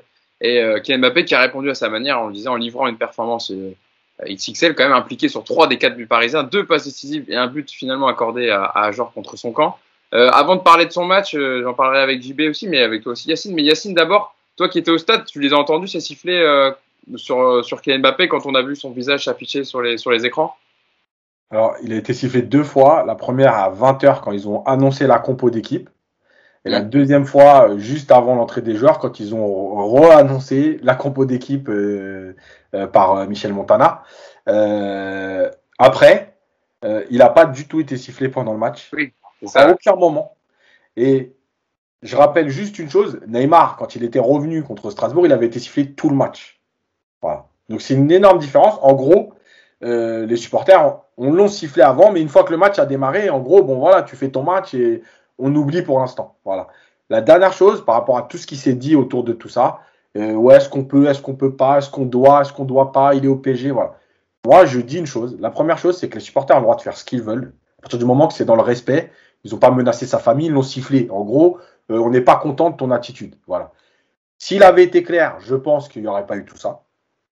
On en est là aujourd'hui à cause de ça. Et la dernière chose, c'est que moi, je pense, encore une fois, que on est dans un football où on veut tout aseptiser. Ouais, le joueur.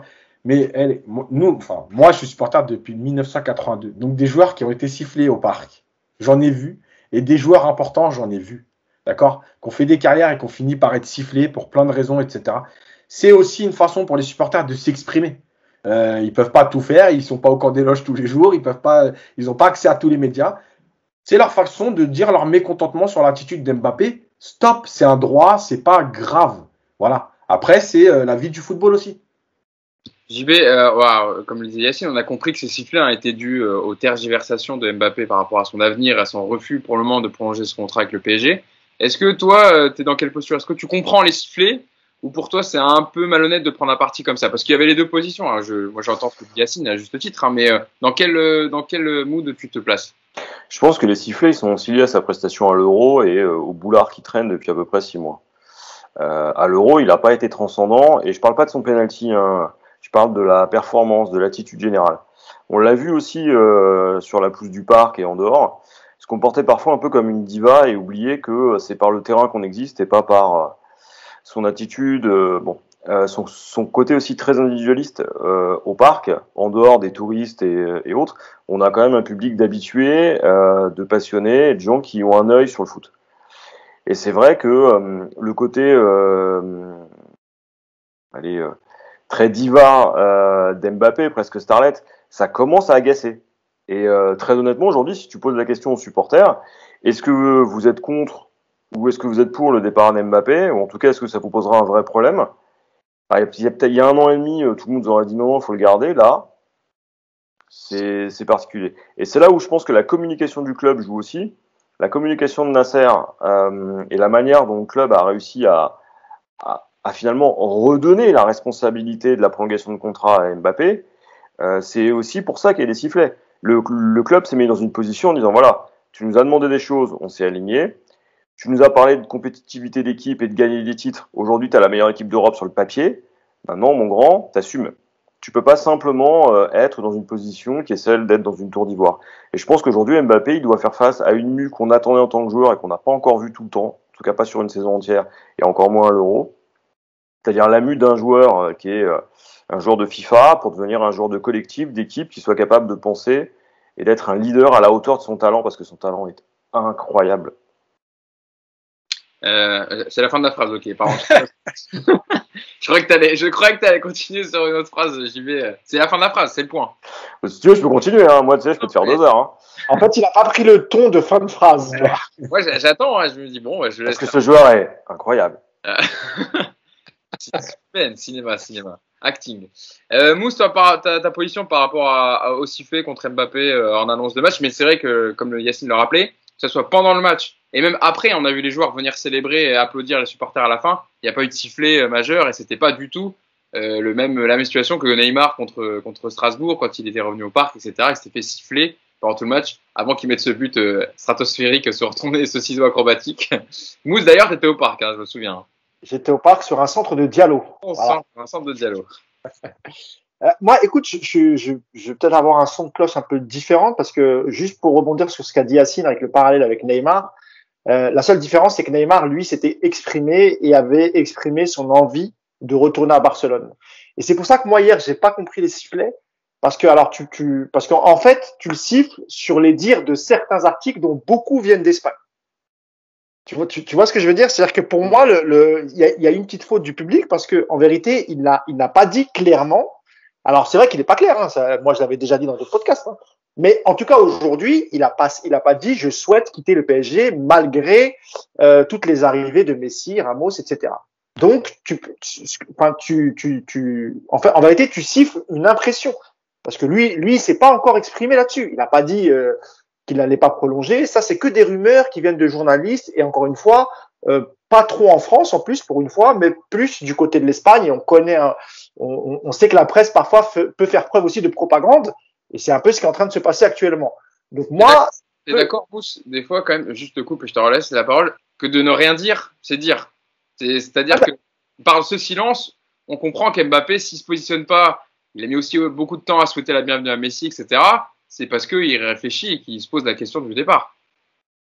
Ah, évidemment qu'il réfléchit, qu'il se pose la question du départ, mais je pense que personne n'est naïf là-dessus. On est d'accord. Mais pour moi, tant que lui, contrairement en 2019 où Neymar s'est exprimé et on avait même vu une délégation de Barcelone venir à la Factory, venir au siège du PSG. Donc tout ça, ce n'était pas des inventions, c'était bien réel. Il y avait une réelle intention de Neymar de quitter le PSG.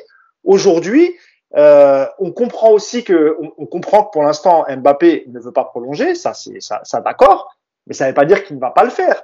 Et là où je rejoins JB, c'est vrai que moi je trouve que la communication du PSG, non, elle ne rend pas service au club, elle rend pas service à Mbappé. Quand en conférence de presse, et moi j'y étais, et c'est vrai que ça m'avait surpris parce que j'étais pas très loin, j'étais à 3 rangs de Nasser El Khelaifi avec son petit sourire en disant il n'a plus d'excuses.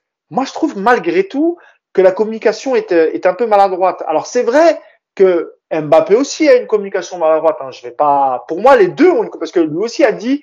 Rappelez-vous, c'était lors des trophées de l'UNFP, c'était il y a plus d'un an, il me semble, quand il avait dit je sais pas, moi je veux des responsabilités, on va voir l'équipe, comment elle va tourner, etc.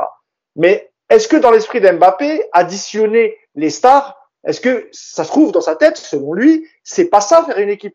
C'est pas juste ramener Messi, Ramos, à la rigueur, tu me dis Hakimi, Wijnaldum, Donnarumma, ça peut rentrer dans un projet sportif. Et même si, évidemment, je suis très content de l'arrivée de Messi et de Ramos, attention. Hein. Mais est-ce que lui, dans son esprit, il se dit, c'est juste une addition de stars, mais c'est pas forcément ça qui fera une équipe. Moi, je veux jouer dans une équipe qui est peut-être plus cohérente, etc. On le sait pas. Et donc, c'est pour ça que moi, ça m'a un peu gêné. Après, effectivement, ça arrivait qu'une seule fois, et puis après, ça s'est bien passé. Et d'ailleurs, le premier match à l'extérieur, c'est vrai que Mbappé n'avait pas été saluer les supporters qui avaient fait le déplacement. Hier, il a été souriant, il a été chanté avec le public et ça s'est plutôt bien passé. Donc voilà, les sifflets, c'est vrai que moi je les ai pas compris. Il est encore trop tôt parce qu'il n'a pas encore communiqué. S'il avait dit clairement, effectivement, je veux partir pour X raison, voilà, c'est normal, il aurait été sifflé, comme l'a dit Yacine, il n'y a pas mort d'homme, c'est déjà arrivé. Là, je trouvais que c'était un peu prématuré. Yacine, tu voulais réagir? Non, je croyais que tu avais levé le stylo. Non, pardon. Je croyais que tu avais levé le stylo. Sur la cohérence sportive. En fait, à un moment donné, moi, je veux bien la cohérence sportive. Mais est-ce que lui, déjà, sur le terrain, il fait ce qu'il faut pour avoir une cohérence sportive? C'est-à-dire que ses choix de jeu. Moi, parce que, en fait, c'est trop facile de tout. C'est un point de vue, Yacine. Parce que non. Non, encore une fois, je te coupe rapidement parce que toi, t'as une vision un peu la vision du coach et elle est respectable. Mais les autres te diront, ceux qui sont au public, ceux qui sont peut-être un peu moins aguerris du côté tactique, etc., te diront, ouais, mais ce qu'a dit Hugo, hier, il y a 4-2, il est sur les 3 buts. Et l'année dernière, la fin de saison, si on est à 2 doigts de devancer Lille, c'est quand même grâce à Mbappé. Même si sur le terrain, son comportement, il n'est pas toujours top, mais malgré tout, c'est lui, il est quasiment sur tous les buts à chaque fois. Et à chaque fois, on t'opposera cet argument-là. Tu comprends ce que je veux dire? Ah, bien sûr. Vas-y, finis. Ah, c'est bon, ça y est, de toute façon, j'ai dit, pour moi, tu peux pas demander de la cohérence sportive si toi, déjà, sur le terrain, t'as pas de cohérence sportive. C'est-à-dire que tu fais ton match tout seul. On peut aller un peu plus loin sur le match de samedi. Il est impliqué sur 3 des 4 buts. D'accord? Maintenant, sur 90 minutes, je suis désolé, il y a du déchet. Il y a une attitude où il défend jamais. Il y a un positionnement côté gauche. En gros, je ne joue que là. Voilà, et je prends le ballon arrêté. En fait, tout ce qu'on a dit l'année dernière, de ce qu'on n'a pas aimé de Mbappé, c'est-à-dire je prends le ballon arrêté, je me mets face à un joueur et je fais du duel de 1 contre 1, il l'a fait 5-6 fois. Et je passe le moment où il veut faire un contrôle de la semelle, il regarde en l'air et finalement il rate le ballon. Heureusement que Diallo il est derrière parce que le ballon il sort en touche. Le moment deuxième mi-temps où il y a un ballon entre deux, il rebondit et il veut faire un petit sombrero comme ça, il rate un peu le ballon et il vient même pas se battre pour le récupérer. Donc, encore une fois, le problème c'est que, comme l'a dit Mousse, et ça c'est vrai, c'est le football d'aujourd'hui, quand je vais dire ça, on va me dire, ouais, mais ok, mais il est décisif, il est impliqué sur 3 des 4 buts, s'il n'est pas là, on ne gagne pas. Bah, moi, je peux dire aussi, peut-être que si c'est un autre joueur collectif qui est là, bah, peut-être que le match, tu gagnes 5-0. Il n'y a personne qui peut savoir le résultat d'un match. Donc, c'est des bêtises tout ça. Par contre, moi, j'ai vu les erreurs, l'attitude, etc. Voilà. Maintenant, après, parce que Yacine, l'année dernière, il a souffert aussi de l'absence de Bernat. Rappelle-toi de ses agacements avec Baker, que ce soit lui et Neymar d'ailleurs. Hein. oui, bien sûr. Je ne le voyais jamais avec Juan Bernat. Avec Juan Bernat, il savait très bien quand il fallait dédoubler, quand Bernat passait dans son dos, etc. Et je pense que ça fait partie aussi de sa réflexion. L'année dernière, je pense que l'effectif était un peu faible, notamment sur le banc. Et je pense que c'est ça aussi qui l'a fait réfléchir. C'est une des raisons pour lesquelles peut-être il se dit, l'année dernière, il se disait à quoi bon prolonger. Alors cette année, c'est différent, d'accord, il n'y a pas de souci. Et je termine juste sur ça. Et en fait, le truc, c'est que, en fait, cet argument-là, je le comprends moi, hein, je l'ai expliqué en plus plein de fois sur l'histoire de je peux pas donner le ballon à un joueur qui va rater, qui va truc, parce que c'est énervant, il n'y a pas de problème. Sauf que l'équipe, elle change pas en deuxième partie de saison. Mais lui, son comportement change et comme par hasard, sa qualité de match, elle change. Et en fait, le jour où les joueurs auront compris que c'est pas seulement la faiblesse d'un joueur à côté de toi, mais c'est aussi ce que toi, tu lui renvoies comme message de j'ai confiance en toi, je peux te donner le ballon, etc., qui crée un collectif, eh ben, les joueurs auront avancé. J'en ai parlé avec beaucoup d'anciens pros et ils me le disent souvent. Voilà. Et c'est facile, hein, moi je suis à l'extérieur aujourd'hui, j'ai 45 ans et en plus je suis coach, donc c'est facile pour moi de tenir ce discours et il n'y a pas de problème, je le reconnais. Mais pour avoir parlé avec d'anciens joueurs, ils me disent souvent, ouais, effectivement, mais quand nous on est joueurs, en fait, on n'arrive pas à avoir cette réflexion. Parce que ça, c'est frustrant, c'est énervant de donner le ballon à un mec et il ne revient pas une fois, 2 fois, et après tu dis, tu sais quoi, je joue plus avec lui, c'est pas grave, je vais me débrouiller autrement. En fait, c'est la mauvaise attitude. C'est ce qu'avait eu Benzema vis-à-vis de Vinicius. Tu te rappelles ce qu'il avait dit dans le couloir en disant on joue plus avec lui. JB. Moi, ça pose une question. Si Mbappé n'est pas capable d'avoir cette réflexion, si les autres sont pas au niveau ou n'apparaissent pas au niveau, qui est responsable? Qui doit mettre en place les conditions pour que ça change? C'est le coach. Alors, le club, évidemment, mais au plus près du terrain, c'est le coach. Aujourd'hui, je ne vois pas l'impact de Pochettino sur le jeu d'Mbappé, sur sa capacité à construire des alternatives pour qu'il soit plus dangereux. C'est-à-dire que quand on voit ces matchs, effectivement, ouais, il est impliqué sur les buts, mais moi j'ai vu le match, ça m'a saoulé. On le voit faire des trucs, il s'arrête, il marche. J'ai le souvenir d'un moment où il perd la balle bêtement, il s'arrête, il reste droit comme un lit, genre ouais c'est bon, j'ai perdu la balle, débrouillez-vous quoi. Et redonnez-les-moi après, mais vite s'il vous plaît quoi. Et qu'est-ce qu'il fait le coach dans ces cas-là? Il sert à quoi? Si Mbappé fait ce qu'il veut, ok, d'accord, mais à ce moment-là, c'est pas du foot, c'est du five. Après, l'année dernière, on avait vu un petit peu l'impact de Pochettino, notamment dans le fait que sur certains matchs, il faisait plus d'appels en profondeur. Notamment, je crois que c'était en Ligue des Champions, je sais plus si c'était Barcelone ou quel match. Il avait fait quasiment un match parfait, ce que lui avait demandé Pochettino, c'est-à-dire au lieu de jouer arrêté, de prendre la profondeur, de faire quelques appels.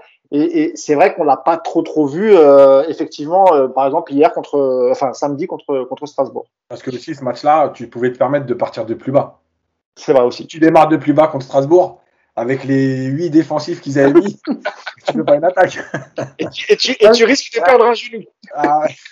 D'ailleurs, vous parlez d'implication défensive. J'espère que vous avez vu le magnifique tacle de Julian Draxler sur le deuxième but et qui permet le but. Et avec ce but, bon, c'est d'Ajor, mais voilà, c'est grâce à Draxler. Vous parlez souvent de son investissement, etc. C'est ce tacle magnifique qui permet le deuxième but. J'espère que vous avez... J'ai pensé à toi, Hugo, et même sur cette petite talonnade, il avait fait un moment une petite talonnade dans la surface, et aussi sur le but qu'a raté Mbappé en reprise de deuxième. Je crois que c'est lui qui fait un super extérieur pour Mbappé. Donc, écoute, on parle de lui à Leverkusen aussi, hein, donc. Ouais, bah non. Draxler, non. Non, c'est pas possible. Je te rappelle, Hugo, c'est toi le sosie officiel de Julian Draxler.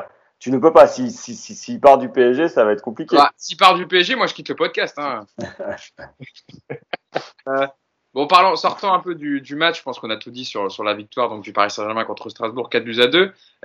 JB, je voulais revenir avec toi parce qu'on a la chance de t'avoir aujourd'hui sur un peu aussi l'impact de Lionel Messi, en dehors du sportif évidemment, ce qu'il va ramener sur le terrain, mais aussi par rapport aux chiffres, etc.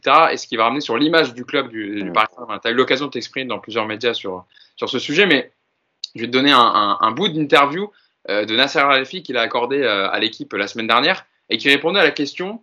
Vu de l'extérieur, le mercato parisien suscitait de nombreuses critiques. Et la réponse du président parisien, Nasser Al-Khelaifi, était « On a fait 4 transferts gratuits. La valeur de ces joueurs minimum, c'est 400 à 500 millions d'euros en transfert. Je ne sais pas si vous le savez, mais en janvier, un club offrait 600 millions à Léo pour un contrat de 4 ans. Je ne vais pas vous dire combien on lui offre, mais vous imaginez combien on a économisé. Quand je regarde les prix du mercato en Angleterre, c'est sûr qu'on peut citer Grealish à City pour plus de 110 millions d'euros ou Lukaku, pareil, pour Chelsea. On a Donnarumma, le meilleur joueur de l'Euro, qui a à peine 22 ans, Ramos, capitaine du Real Madrid, Wijnaldum, capitaine des Pays-Bas, Messi, capitaine de Barcelone, Hakimi. Les gens parlent du fair play financier, mais la valeur du club était de 2,5 milliards d'euros. Aujourd'hui, on est à minimum 3 milliards.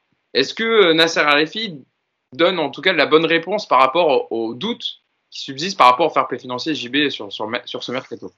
Déjà, le fair play financier, il faut être objectif, il est mort. Il est mort avec la crise du Covid, il est mort avec les truqueries et autres trucages de Manchester City, qui avait divisé par 2 son budget, qui avait faussé une partie de ses contrats. Nous, on a toujours joué le jeu. Après, oui, on a la chance d'avoir un actionnaire derrière nous qui est un État qui a construit littéralement autour du PSG, donc du club qu'on connaît nous depuis des décennies, une franchise de sport. Et donc, si tu regardes la valeur du PSG, au moment où le PSG se fait racheter, ça vaut pas 100 millions d'euros. Aujourd'hui, si tu veux racheter le PSG, c'est 2 milliards d'euros minimum sur la table. Et effectivement, avec le portefeuille joueur d'actifs, si les contrats sont suffisamment longs, tu es quasiment sur 3 milliards. Aujourd'hui, on est la 7e franchise de foot.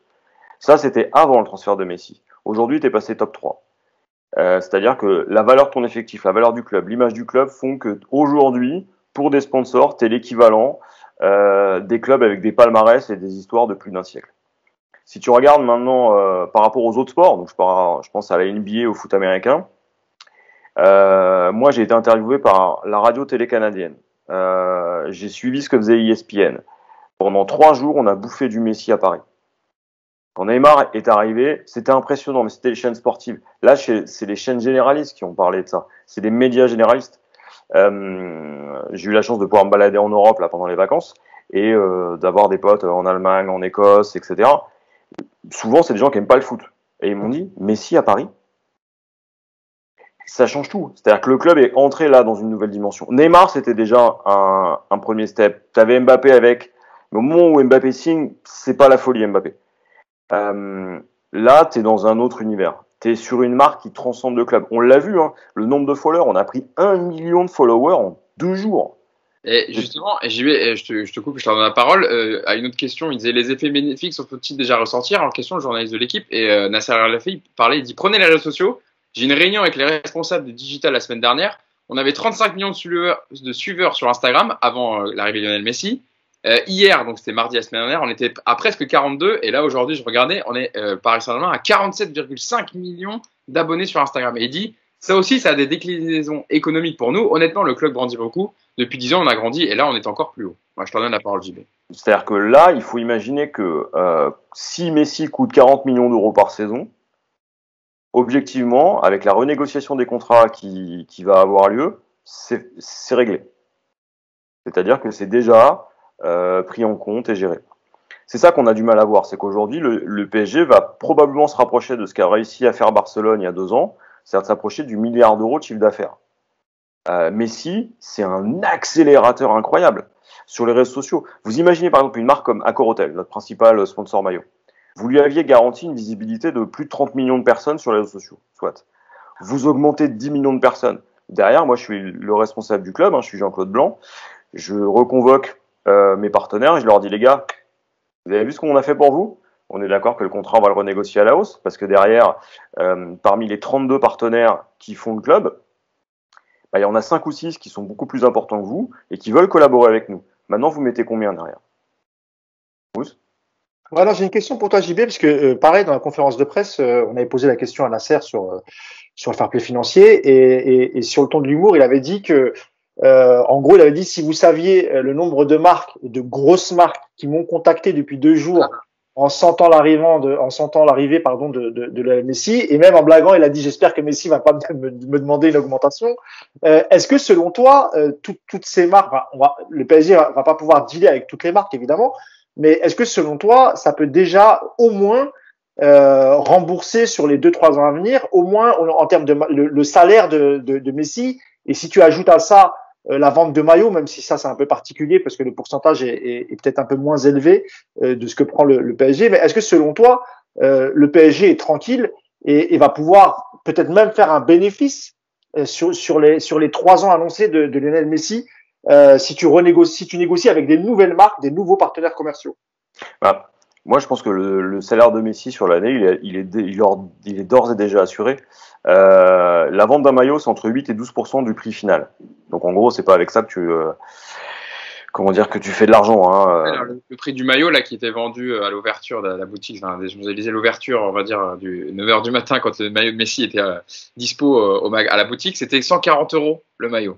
Alors, donc t'imagines que tu prends 10%, hein, c'est la valeur moyenne. Donc tu prends 14 € par maillot. Ça, c'est ce qui rentre dans les caisses du club. Pour assurer Messi, il faut que tu vendes donc quasiment, non pas 1 million de maillots, non pas 2 millions de maillots, mais presque 3.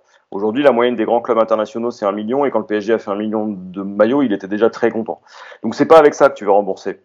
Par contre, tu vas augmenter le prix de tout le merch. Regarde le nombre de personnes qui ont acheté des choses aux couleurs de la marque. Moi, j'ai vu des gens là à l'étranger avec des maillots du PSG, mais surtout avec des chaussures du PSG, avec des t-shirts du PSG. J'ai vu des Allemands, j'ai vu des Italiens porter des t-shirts. Ici, c'est Paris. C'est une chose qui était impensable il y a 5 ans. La marque avec la collaboration avec Voilà. la catégorie lifestyle où tu peux porter des vêtements Exactement. de match, quoi. Voilà, et là, avec Jordan Brand, forcément, le merch va s'accentuer, puis surtout, on touche avec Messi d'autres régions du monde. L'Asie, tu la touchais pas autant avec Neymar, et là, il y a un potentiel de 2 milliards de personnes. Messi était très présent en Amérique du Sud, mais surtout en Amérique du Nord, là où Neymar était beaucoup moins. Et puis, Messi était déjà associé à d'autres marques. Et c'est là où ça va être intéressant, c'est que même si c'est un joueur Adidas au départ, et ça, je pense qu'Adidas, ils ont dû se retourner... ils ont dû sacrément mal vivre ce transfert. Barcelone, l'équipementier, c'est Nike aussi. Ouais, mais le fait de faire changer de club, alors que initialement tout était plus ou moins positionné, tu avais déjà géré ta com, sachant qu'il porte le maillot de la Céleste avec Adidas, ça change tout. Là, on va pas acheter des maillots de l'Argentine, on va acheter des maillots du PSG maintenant. Et bon, ça Adidas aura à le gérer, d'autant qu'ils viennent de vendre Reebok. Mais ça, c'est un autre sujet. La vraie question qui va se poser, c'est est-ce que les équipes commerciales du club sont capables de faire face aux demandes? Et aujourd'hui, je pense que la surprise de Nasser, elle est assez touchante, elle est presque naïve. Enfin, il y a de la com et de la maîtrise derrière. Mais là, on entre dans la catégorie des clubs qui peuvent aller négocier des contrats que généralement on ne trouvait soit qu'au Bayern, ou alors dans les clubs de première ligue. Et je te parle là du top 5. Donc moi, je suis pas inquiet sur Messi. Par contre, il y a d'autres questions qui vont se poser. C'est la question des droits télé. Et la question des droits télé qui quand même fait rentrer le plus d'argent, c'est aussi une problématique de Nasser. Les droits internationaux de la Ligue 1, ils sont catastrophiques. C'est 75 millions d'euros. C'est une bagatelle. C'est pas 83 millions d'euros qui ont été vendus? En tout cas, on n'est pas. Avec Vincent Fautel, il me semble que c'était. Enfin, j'avais vu le chiffre passer, mais peut-être que c'est. Moi, j'avais regardé. Bon, écoute, on est entre 70 et 80, peu importe. Ça reste minimal. Aujourd'hui, dans ton championnat, tu as Messi, Neymar, Mbappé. Je suis désolé, ces mecs-là, tu payes pour les voir. Et la grande question. PSG, JB, excuse-moi de te couper, par exemple, les droits de la première ligue, ils sont très très élevés à l'international, c'est vrai, à l'international. Mais tu suis, tu peux suivre 6-7 clubs. En tout cas, t'as quand même une sacrée concurrence en première ligue. Or, pour la Ligue 1, si les mecs veulent mettre de l'argent à l'international, que ce soit en Afrique, en Asie, en Amérique, où tu veux, ça sera uniquement pour suivre le PSG. Les gens ne vont pas regarder un Brest-Lorient, un Strasbourg, Clermont. Exactement. Et c'est justement là où aujourd'hui le foot a changé. C'est-à-dire que tu suis non plus un club, mais tu suis des joueurs. Et je te donne 2 exemples. Un exemple que j'ai lu dans la presse étrangère et un autre que j'ai vu sur Twitter, mais complètement par hasard. sur le compte d'Amazon Prime, donc Prime Video, aujourd'hui, qui est le principal diffuseur avec Canal des affiches de la Ligue 1, un Indien me demandait comment on faisait pour suivre Messi. Juste Messi, parlait même pas du club, ils s'en foutaient. Comment je fais pour du joueurisme. Il y a le clubisme, mais maintenant il y a le phénomène du joueurisme. Oui. On avait déjà parlé. Le fait de suivre uniquement des joueurs. Exactement. D'ailleurs, je ne sais pas si tu as vu passer l'info, mais il me semble que le compte Twitter, par exemple, de Barcelone, après le départ de Messi, a perdu des centaines de milliers de followers. Et c'est justement ça. C'est ce que le PSG ne peut pas faire finalement avec la Ligue 1. C'est ce que font par exemple les clubs de basket US avec le NBA League Pass. Avec le NBA League Pass, tu t'abonnes à un club et donc finalement tu suis ton joueur. Aujourd'hui, le gros problème, c'est que la Ligue 1 doit changer aussi pour pouvoir que l'arrivée de Messi en Ligue 1 profite à tout le monde. Aujourd'hui, ils n'y arriveront pas en 2 ans. Et ça va peut-être être un frein pour le PSG aussi. Parce qu'au moment de renégocier tes droits, au moment de t'es coincé. Et je pense que sur tous les contrats annexes, le PSG va s'en sortir, mais on aurait pu entrer vraiment dans une autre galaxie. Et on aurait pu tirer tout le football français derrière nous. Là, aujourd'hui, qu'est-ce que ça va faire ? On a une augmentation du prix des places au parc, c'est une évidence, à la fois pour les supporters, mais aussi pour les hospitalités et prestataires, donc ça c'est bien. Ça va remplir tous les autres stades de France, super, mais ça va pas forcément bénéficier au club à la hauteur des investissements qu'il a fait. Et c'est peut-être ça notre faiblesse. Notre faiblesse, c'est d'être un championnat finalement moyen qui recule depuis 2 ans et qui a des dirigeants qui sont objectivement très incompétents. Yacine, on parle aussi du fait que, dans l'interview justement accordée à l'équipe, Nasser Al-Khelaifi parlait aussi du Parc des Princes, la capacité du Parc des Princes. C'était un stade trop petit, on va dire 46 000 places par rapport aux autres stades en Europe et qu'il espérait, qu'il aimerait bien avoir un stade de 80 000 places. Sauf que avec la configuration du stade, avec ses grandes arcs sous le périph', etc., c'est compliqué de faire des aménagements pour augmenter la taille du Parc des Princes. Donc ça aussi, ça rentre en compte dans le fait que Lionel Messi arrive, renégociation des contrats, donc capacité aussi à accueillir plus de monde au parc. Mais c'est une réflexion qui vient d'avant Messi, évidemment, mais ça va revenir sur la table avec la maire de Paris, Anne Hidalgo. Depuis 2011, cette réflexion, Hugo, depuis l'arrivée des Qataris. Et là, peut-être accélérer encore plus les choses. Bien sûr. Parce que les études qui avaient été faites, de toute façon, la capacité, tu l'augmentes. Je crois que c'était le maximum, c'est autour de 60, mais tu ne pourras pas aller beaucoup plus parce que tu es en plein milieu de Paris, dans le 16e arrondissement. L'architecture du stade, plus le périph' en dessous, effectivement, et je crois que c'était autour de 10-12 000 places maximum en grattant jusqu'au bout, mais voilà, tu ne seras jamais à 80 000. Moi, je pense qu'il y a beaucoup de choses là-dedans. Le seul truc, c'est que pour revenir au fair play financier, effectivement, il est mort cette année. D'ailleurs, l'UEFA réfléchit à en proposer un nouveau, différent, justement. Et sur toute cette histoire de salaire, il y a aussi le fait qu'il ne faut pas oublier qu'il y a des règles. Par exemple, en Espagne, quand ils n'ont pas pu prolonger Messi, c'est parce qu'il ne fallait pas dépasser le fameux 70% du chiffre d'affaires. Dans le fair play financier, déjà, de toute façon, de l'UEFA, il n'y avait pas ça. C'est-à-dire qu'en fait, à partir du moment où tu générais l'argent que tu sortais, tant mieux pour toi si tu avais 70%, 75% ou 80% de masse salariale. Tout ce qui intéressait l'UEFA, c'était que tu génères ton propre argent et que personne ne vient à un moment donné faire un chèque en disant il manque combien, 200, ok, on met 200. Voilà, c'est tout. Maintenant, le PSG, c'est clair qu'ils sont rentrés dans une nouvelle ère. Et de toute façon, ils étaient déjà rentrés dans une nouvelle ère avec l'histoire de Jordan. Tu regardes des reportages aujourd'hui en NBA, tu vois un mec qui se balade avec une casquette du PSG. Non, mais je veux dire, voilà. T'as, dans le reportage, je sais plus quel reportage, Justin Timberlake qui a une casquette du PSG. T'as Spike Lee qui vient en survêt du PSG à Cannes. Stephen Curry qui a le maillot du PSG, etc. Voilà. Donc ils étaient déjà rentrés dans une nouvelle ère. C'est-à-dire qu'aux États-Unis, tu vas maintenant aux États-Unis, t'as des mecs qui ont des trucs du PSG, des survêts, des maillots, des vestes, des casquettes. Donc voilà, ils vont, oui, sûrement passer un cap. Effectivement, il y a cette histoire malgré tout Nike Adidas, parce que si Messi avait été un Nike, ça aurait été encore pire. Jackpot. Ah voilà, c'est clair. Mais c'est pas rédhibitoire. Voilà. Après, effectivement, je pense que le PSG est aujourd'hui en position de force pour renégocier certains contrats, alors que les contrats sont quand même établis. Par exemple, avec Nike, on est sur 10 ans, on est jusqu'à 2032. Mais malgré tout, il y a un moment donné où la marque, on l'a vu, Manchester United, ils étaient chez Adidas, ils sont passés chez Nike. Parce qu'à un moment donné, Nike vient de proposer et de dire, voilà, faut rompre le contrat. Enfin, nous, on va faire ce qu'il faut, on va vous proposer 3 fois plus, etc. C'est le moment, Paris a un des plus gros contrats équipementiers. Mais s'ils veulent le renégocier au meilleur moment, c'est là. Voilà, tu as 1 an pour pour faire exploser le truc, quoi. Mousse et puis JB. Oui, juste par rapport au stade et au Parc des Princes. Alors c'est vrai qu'on est tous très attachés au Parc des Princes, notamment parce qu'il est situé vraiment au centre-ville. Il est vraiment à Paris et non pas à l'extérieur comme ça peut l'être dans d'autres villes de France. Mais malheureusement, il va falloir se poser la question de si t'es pas capable d'agrandir la capacité, parce que évidemment, quand tu attires des joueurs comme Messi, Neymar, etc., c'est aussi pour faire venir du public à ton stade. Et évidemment enfin, c'est quasiment tout le temps plein, mais il y aura des matchs, notamment en Ligue des Champions, ou même pour une rencontre comme celle avec Marseille, Lyon, par exemple, où tu vas avoir des supporters qui vont être lésés et qui ne pourront jamais aller au Parc des Princes. Donc la question va se poser.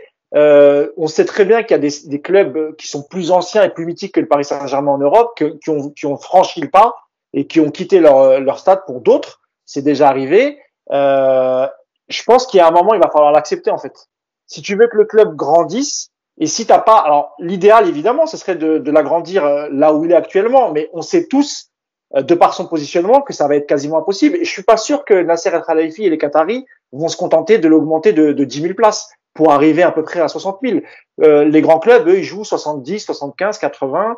Voilà, donc malheureusement, moi je pense qu'on va y venir parce que si les Qataris font autant d'investissements, c'est aussi, et depuis le début, ils veulent aussi leur stade, parce que d'abord, ça fait partie de leur actif. Et puis, si un jour ils veulent quitter le PSG, bah voilà, ça, tu t'imagines, ils vont avoir un centre d'entraînement qui sera ultra moderne à Poissy. Si en plus de ça, t'as déjà un effectif qui est valorisé à plus d'un demi-milliard, et en plus de ça, si t'as un stade, et si c'est eux qui le construisent, et donc ça va être un peu comme les modèles qu'ils ont fait au Qatar, pareil, des stades ultra modernes. Mais alors là, quand on parle de valorisation du PSG, le club, il va valoir 5 milliards d'euros.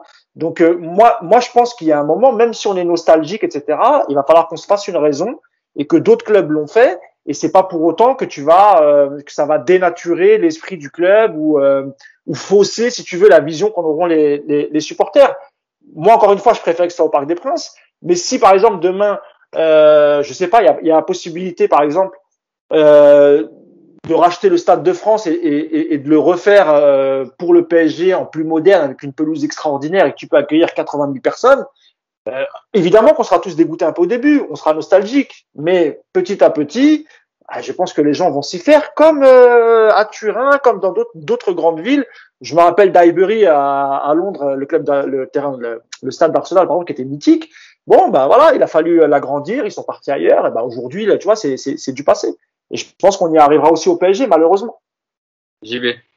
Alors moi, pour le stade, je suis un petit peu plus réservé. Il est très compliqué de construire un stade aujourd'hui à Paris à cause du prix du foncier. On le voit sur Poissy. Donc déjà, la construction d'un nouveau stade, voilà. Alors, il y a l'hypothèse du Stade de France, hein, qui est un serpent de mer depuis l'époque Canal+. Le souci, c'est l'attachement des supporters et puis surtout le fait que c'est pas un stade de foot, quoi. C'est le stade le plus horrible pour avoir du foot là-bas. Il faut le refaire, que ça devienne vraiment, voilà. et tu crées une identité parisienne aussi. Et c'est là où il y a une vraie alternative, et ça va dépendre des Jeux de Paris 2024. C'est-à-dire qu'après 2024, il y aura déjà beaucoup plus de latitude. On verra surtout ce que fera le Qatar après 2022. Et la vraie échéance, elle est là. C'est-à-dire que l'hypothèse du parc à 60 000, c'est une hypothèse qui effectivement date de 2011 et qui avait déjà été négociée au moment où le Qatar avait récupéré le club.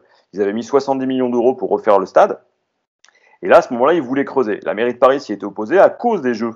En disant, donc c'est au moment où Anne Hidalgo arrive, elle dit, bah voilà, on a les Jeux, on va pas s'amuser à bloquer le périph' pour refaire la totalité de l'esplanade, parce qu'il fallait faire le parc, la totalité de l'esplanade, et bloquer le périphérique pendant au moins 3 ans. C'est compliqué. Et puis le 16e arrondissement, pour bien... Je te coupe, il y avait aussi l'architecte aussi, ouais. Et en plus... est décédé aujourd'hui, mais qui refusait qu'on touche au plan même du Parc des Princes. Parce que le stade est classé. C'est un monument historique typique de cette construction des années 70. C'est Taillefer, en l'occurrence. Et là, ce qu'on a, c'est typiquement un souci. Après, il ne faut pas oublier que l'un des principaux acteurs du PSG d'aujourd'hui, Jean-Claude Blanc, c'est lui qui a été à la construction et à l'initiative du Juventus Stadium. Et donc, pourquoi la Juve a un stade de 60 000 et pas de 80 000 places? C'est parce qu'avant, ils étaient au Stadio dei Alpi, qui était un stade qui était beaucoup plus grand, mais qui remplissait jamais. Et aujourd'hui, la jauge en Europe la plus intéressante, voilà, hors Première Ligue, c'est 60 000. Tous les clubs qui ont 60 000, ils remplissent à tous les matchs. Parce que après, tu as un équilibre à trouver entre les matchs moins intéressants, tu vois, par exemple un PSG Clermont, Ah, je suis désolé, s'il allait au plein mois de novembre, t'as jamais 60 000 places. Donc, t'as jamais 48 000 déjà. Et donc, l'idée, c'est, comme t'as des frais fixes qui sont très importants, plus tu montes en nombre de spectateurs, plus t'as des frais fixes. Donc, tu sais, c'est les stadiers, c'est les stewards, etc. Et ça coûte. Et donc, l'idée, c'est d'avoir un stade qui soit une bonne alternative. C'est pour ça que moi, je crois davantage au stade à 60 000 places qu'au stade de France. Par contre, et c'est un truc que le PSG version Canal avait eu en tête à un moment, les gros matchs, tu les joues peut-être pas au parc. D'accord. Ouais. Et à mon avis, je pense que ce qu'a fait Nasser, c'est ça, c'est mettre la pression sur la mairie de Paris en disant, bah voilà, le stade, nous, on est prêt, lâchez-nous pour le faire, on le fera, évidemment, tu vas pas le faire là. Et le stade, Messi le verra jamais, Neymar le verra jamais. Par contre, sur les gros matchs des 2 prochaines saisons, peut-être que les très gros matchs, tu vas peut-être demander à brander le Stade de France. Malgré... Yacine, attends. Je finis sur la pelouse. Il va falloir faire un gros travail sur la pelouse. Ouais, mais si c'est 1 million d'euros pour le Qatar et que ça permet à tout le monde d'être content, c'est vrai. Je pense que la pelouse, tu la refais. Hein. De toute façon, la pelouse, elle a été refaite. Elle est bien meilleure que les autres années. Et je crois même que le jardinier du parc était parti justement pour aider. Ouais. Donc la pelouse, elle est bien meilleure qu'il y a 4 ans. Mais juste une chose, faut pas oublier un truc, c'est que juste pour finir sur le Parc des Princes, le problème qui se pose aussi sur l'agrandissement, c'est qu'en fait, ce qui rapporte le plus d'oseille au club, c'est les loges. Et en fait, si tu agrandis, tu peux pas agrandir. En fait, là, avec les loges, ils ont fait le tour. Donc, ils peuvent plus aller plus loin. Le problème, c'est que si tu agrandis, ça va être des places de spectateurs. Et c'est pas ce qui te ramène le plus. C'est pour ça aussi qu'il y a cette étude de dire, en construisant ton propre stade, tu peux faire 2 étages de loges. Et là, c'est quand même plus pareil du tout, parce que c'est eux qui ramènent l'oseille. C'est pas nous avec nos places à 40 balles. Est-ce que tu veux ajouter un dernier mot, JB? On est déjà plus d'1 heure et demie de podcast, il me semble. Non, mais c'est pour c'est ce que disait Yacine. Hein. Aujourd'hui, ce qu'on appelle les hospitalités, c'est-à-dire les loges, c'est entre 70 et 80% des revenus pour moins de 20% des places. Donc concrètement, jackpot. Hein. Et alors t'imagines avec Messi, Neymar, etc. Bon. Alors est-ce qu'on va peut-être sacrifier certaines parties des virages ou faire des initiatives comme tu sais la vitre teintée là à côté du vestiaire? Pour l'avoir vu, ça c'est marrant. Quand tu vois les joueurs sortir, t'es dedans, tu fais waouh. C'est assez impressionnant. Il faut aussi regarder ce que font les stades américains hein, avec par exemple des endroits pour les gosses. Il y a pas ça. Les buvettes aujourd'hui au parc. Tu peux gagner de l'argent là-dessus. Tu peux être beaucoup plus efficace. La livraison à la place, ça n'existe pas encore vraiment au parc. En France, sur le match day, on est mauvais. On a un temps de retard. Il y a des années-lumière. Il y a Lyon qui a essayé avec son nouveau stade. Je sais même pas si ça fonctionne d'ailleurs.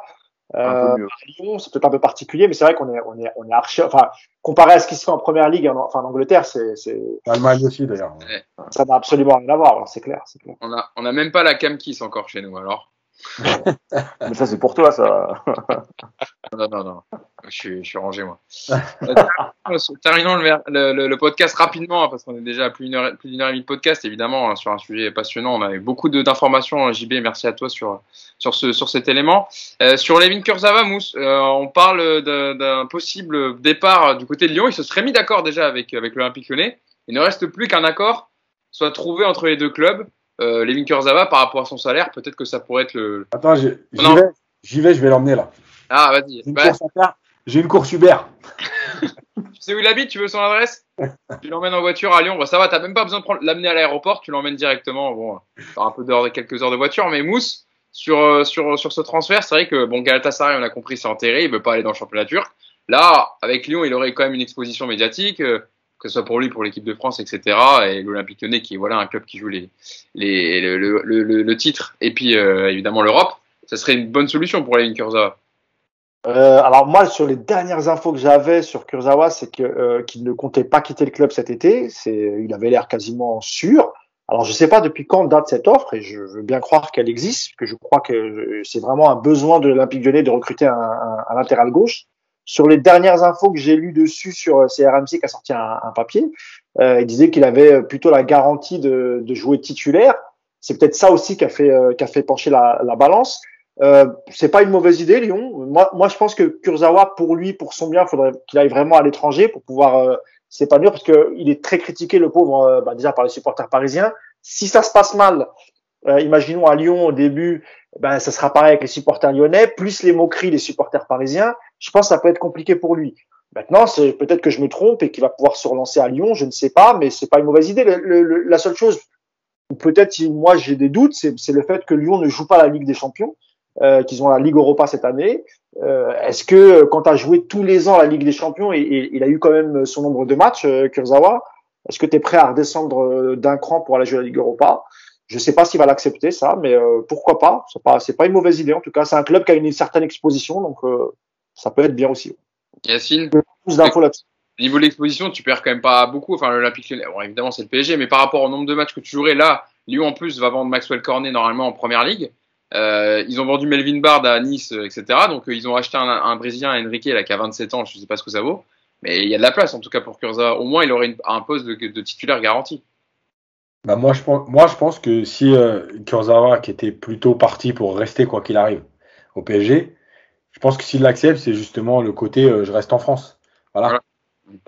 Ça joue aussi. Si tu perds pas trop en salaire et que voilà, tu restes dans le championnat de France, tu restes en France, peut-être qu'il a besoin de ça lui aussi et de pas aller se perdre. Alors en Turquie, c'est pas se perdre, mais peut-être que l'environnement, ça lui correspond pas, c'est pas ce qu'il veut. Voilà, Lyon, ça reste une grande ville. Donc voilà, après, effectivement, en termes de temps de jeu, tu vas pas avoir de concurrence parce que Lyon, ils sont en galère au niveau des latéraux, mais à gauche, encore plus. Donc tu vas avoir ton temps de jeu. Voilà, ça reste Lyon. Tu peux faire une saison, tu te qualifies pour la Ligue des Champions. L'année prochaine, tu joueras la Ligue des Champions. Il y a peut-être quelque chose à aller chercher en Coupe de France. Voilà, tu te retrouves pas, c'est pas un club de deuxième partie de tableau. Et puis je pense que tu as aussi un entraîneur qui, malgré tout, même si Kurzawa a beaucoup de lacunes, c'est un entraîneur qui, je pense, à choisir, préfère un latéral profil Kurzawa, c'est-à-dire très offensif, qui va amener. Donc, il y a aussi ça. Tu peux trouver aussi le bon coach qui va peut-être te permettre de te relancer à 28 ans pour bien finir au moins ta carrière. Parce que malgré tout, tu as passé 5 ans au PSG et c'est pas un échec au niveau financier. Je pense aussi, hein. Son prix aussi est très abordable. Je pense que si vraiment il y a un deal, parce que les latéraux, ça coûte très cher maintenant. Voilà. 28 ans, il y a quand même une certaine qualité. Ouais, donc ça peut coûter entre 10 et 15. Sur le marché, quand tu as l'expérience au PSG et tout, je trouve que c'est pas une mauvaise affaire pour Lyon, quoi. Après Lyon, on n'a pas non plus une enveloppe extrêmement élevée pour faire des transferts. On l'a vu avec Onana où ils n'ont pas pu répondre à certaines exigences, apparemment des agents de Onana, mais il y a eu une surenchère à la fin qui a fait que le deal n'a pas pu se faire, le gardien d'Ajax. JB, pour terminer le podcast, c'est vrai que Paris maintenant, bon, on a parlé des recrues, mais il va falloir qu'ils vendent maintenant, donc à l'image de Kurzawa. On parle aussi du départ de Thilo Kehrer, de Draxler. Au milieu de terrain de Ander Herrera, Rafinha, des joueurs qui ont une cote sur le marché. Et il va falloir penser au départ, parce que pour équilibrer un peu tout ça, même si Paris va pouvoir réussir à amortir le transfert de Messi, il faut quand même vendre des joueurs. Auprès de la DNCG, je crois que le PSG s'était engagé à vendre pour 180 millions d'euros de joueurs. Alors je te le dis aujourd'hui, c'est impossible, sauf à vendre Mbappé. Donc aujourd'hui, même Kurzawa, même si tu le vends très bien, même si tu vends la moitié de tes Titi, les Rafinha, les Draxler et compagnie, tu feras jamais 180. Donc il faudra expliquer ça à la DNCG. Alors évidemment, tu vas lui vendre l'arrivée de Messi. Et puis le PSG s'est pas montré extrêmement bon depuis que Leonardo est redevenu directeur sportif. On est très bon pour acheter, on est très bon pour se flairer les bons coups. On a du mal à vendre nos joueurs et on le voit avec Kurzawa, c'est-à-dire que le championnat a déjà repris, il est toujours pas parti. Il y a plein d'autres joueurs dont on savait qu'ils joueraient pas ou qui joueraient peu. Je pense à Rafinha qui a été blacklisté pour X raisons par Pochettino ou Draxler. Aujourd'hui, ils sont encore là. Le championnat a commencé. Bon. C'est pas que le PSG n'arrive pas à... Non, mais le marché, il est incroyable. C'est le pire marché de l'histoire. C'est aussi les joueurs, JB, qui ont des salaires qui font que c'est difficile quand tu négocies avec un club et eux ils se disent, attends, je vais pas aller dans un autre club et baisser mon salaire. Ça, c'est une erreur du PSG. Ça, c'est une erreur. Les gros salaires du club, le marché Covid, qui est juste lamentable. Aujourd'hui, le gros problème, par exemple, des transferts, c'est pas les transferts à plus de 100 millions d'euros, il y en a. Mais c'est les transferts qui font vivre le marché européen des transferts. C'est les transferts entre 15 et 30 millions d'euros. On est exactement dedans. Aujourd'hui, ces joueurs-là, ils ne partent plus. Il y a la quasi-totalité des gros vendeurs aujourd'hui qui sont bloqués. Et puis, effectivement, la soupe est très, très bonne au PSG. Et là, tu as complètement raison. Parce que Kurzawa à Lyon, moi, je suis pas sûr qu'Olas, parce que il arriverait, si tu prends le salaire qu'il a au PSG, c'est à peu près le salaire qu'avait qui avait Depay à Lyon, dans les 4 millions, entre 4 et 5 millions d'euros par saison. Et est-ce que tu crois que Aulas peut expliquer à tout son vestiaire, bon, on a pris Kurzawa, ça va être le joueur le mieux payé du vestiaire? Non. Et mais c'est un vrai souci. On se souvient par exemple de Verratti à un moment donné qui avait été approché par le Barça il y a très très longtemps et le salaire avait déjà été un problème. Puis il y avait plein d'autres joueurs comme ça qui sont restés. Je pense à Draxler. Draxler, il y avait des portes ouvertes, sauf qu'avec le salaire qu'il a, personne ne pouvait s'aligner. Mais il me semble qu'en prolongeant, il a accepté de diminuer un peu son salaire au PSG. Il me semble qu'il a quand même. Bon, après, ça reste impossible pour un club de Ligue 1 de le prendre, mais pour un club en Allemagne, si le coût du transfert n'est pas trop élevé, je pense que c'est un salaire qui peut être assumé en Allemagne, en Première Ligue, etc. Vous oubliez de dire quand même que c'est un excellent joueur, Draxler. Voilà, c'est l'information principale. Formidable joueur. Moi, je l'ai toujours défendu, Hugo, tu connais. Hein. Je troll parce qu'évidemment, personne ne partage mon avis ici. J'ai bien compris. Si. Sur la Coupe des Confédérations 2017, c'est le meilleur joueur de l'Allemagne et il remporte la compétition. Et c'est à ce moment-là où tu changes de coupe de cheveux et tu redeviens Julian Draxler, Hugo. N'oubliez pas qu'il est champion du monde. Oui. Enfin, Götze aussi. Hein. Bah oui, il marque en finale, Götze. Hein. Bon, maintenant il est au PSV Eindhoven, certes. Adil Rami aussi, mais bon, c'est pas. Florian Thauvin aussi, les gars. Et regardez ce qu'il fait au Tigres. Draxler, il a plus joué qu'Adil Rami pendant la Coupe du Monde. Ah ouais. Adil Rami, il a joué avec l'Extincteur. Ouais. Bon, en tout cas, je pense qu'on a été complet sur tous les dossiers du jour. Je voulais vous remercier. On peut embrasser Timothée Pembele pour ce qu'il a fait hier. C'est pas mal. Magnifique. Je l'ai noté sur mon conducteur, etc., sur mes petites notes. J'avais dit, on félicite. On dit bravo à Timothée Pembele qui a marqué son premier but en Ligue 1. Tout d'abord, on le souhaite bonne chance avec les Girondins de Bordeaux. Il est prêté avec une option d'achat, mais comme Dina Bimé à Paris a une possible clause de rachat de l'option d'achat pour le ramener si jamais Paris veut le reprendre. Et on lui souhaite une bonne saison et il a marqué un très beau but hier contre Marseille. Il a permis à Bordeaux de ramener ce 2 partout au Vélodrome alors que c'était pas gagné. Hein. Bordeaux perdait 2-0 à la mi-temps. Il a fait plus. Sur son but, il criait comme s'il avait marqué pour le PSG parce que c'était Marseille, tu vois. Ah oui, c'est ça. Juste, il a fait plus que marquer un but parce qu'il a fait une très bonne mi-temps complète. Exact. Il a changé un peu le. Et là, dommage que la dernière action du match, il fait son première action crochet. Ah oui, et là, dernière action, je sais pas si vous avez vu le match, mais alors, il a pareil, la même situation, il est dans la surface, il contrôle le ballon. Ouais, il contrôle et le ballon. Ouais. Et c'est dommage parce qu'il peut mettre une reprise et là, il y a personne sur lui.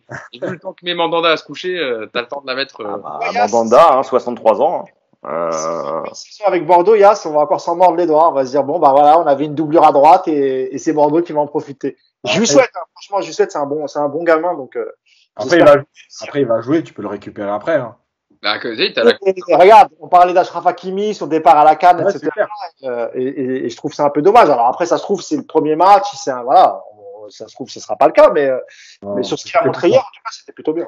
Ouais. Bon, en tout cas, on lui souhaite bonne chance cette saison et voilà, Bordeaux qui fait le bonheur des jeunes Titi parce que Yacine Adli aussi avait fait une très bonne saison l'année dernière. Et on parle d'ailleurs d'un départ de Yacine Adli du côté du Milan AC pour 10 millions d'euros. Ouais. Donc, Bordeaux et Gérard Lopez devraient faire une bonne affaire avec Yacine Adli qui a les qualités évidemment pour.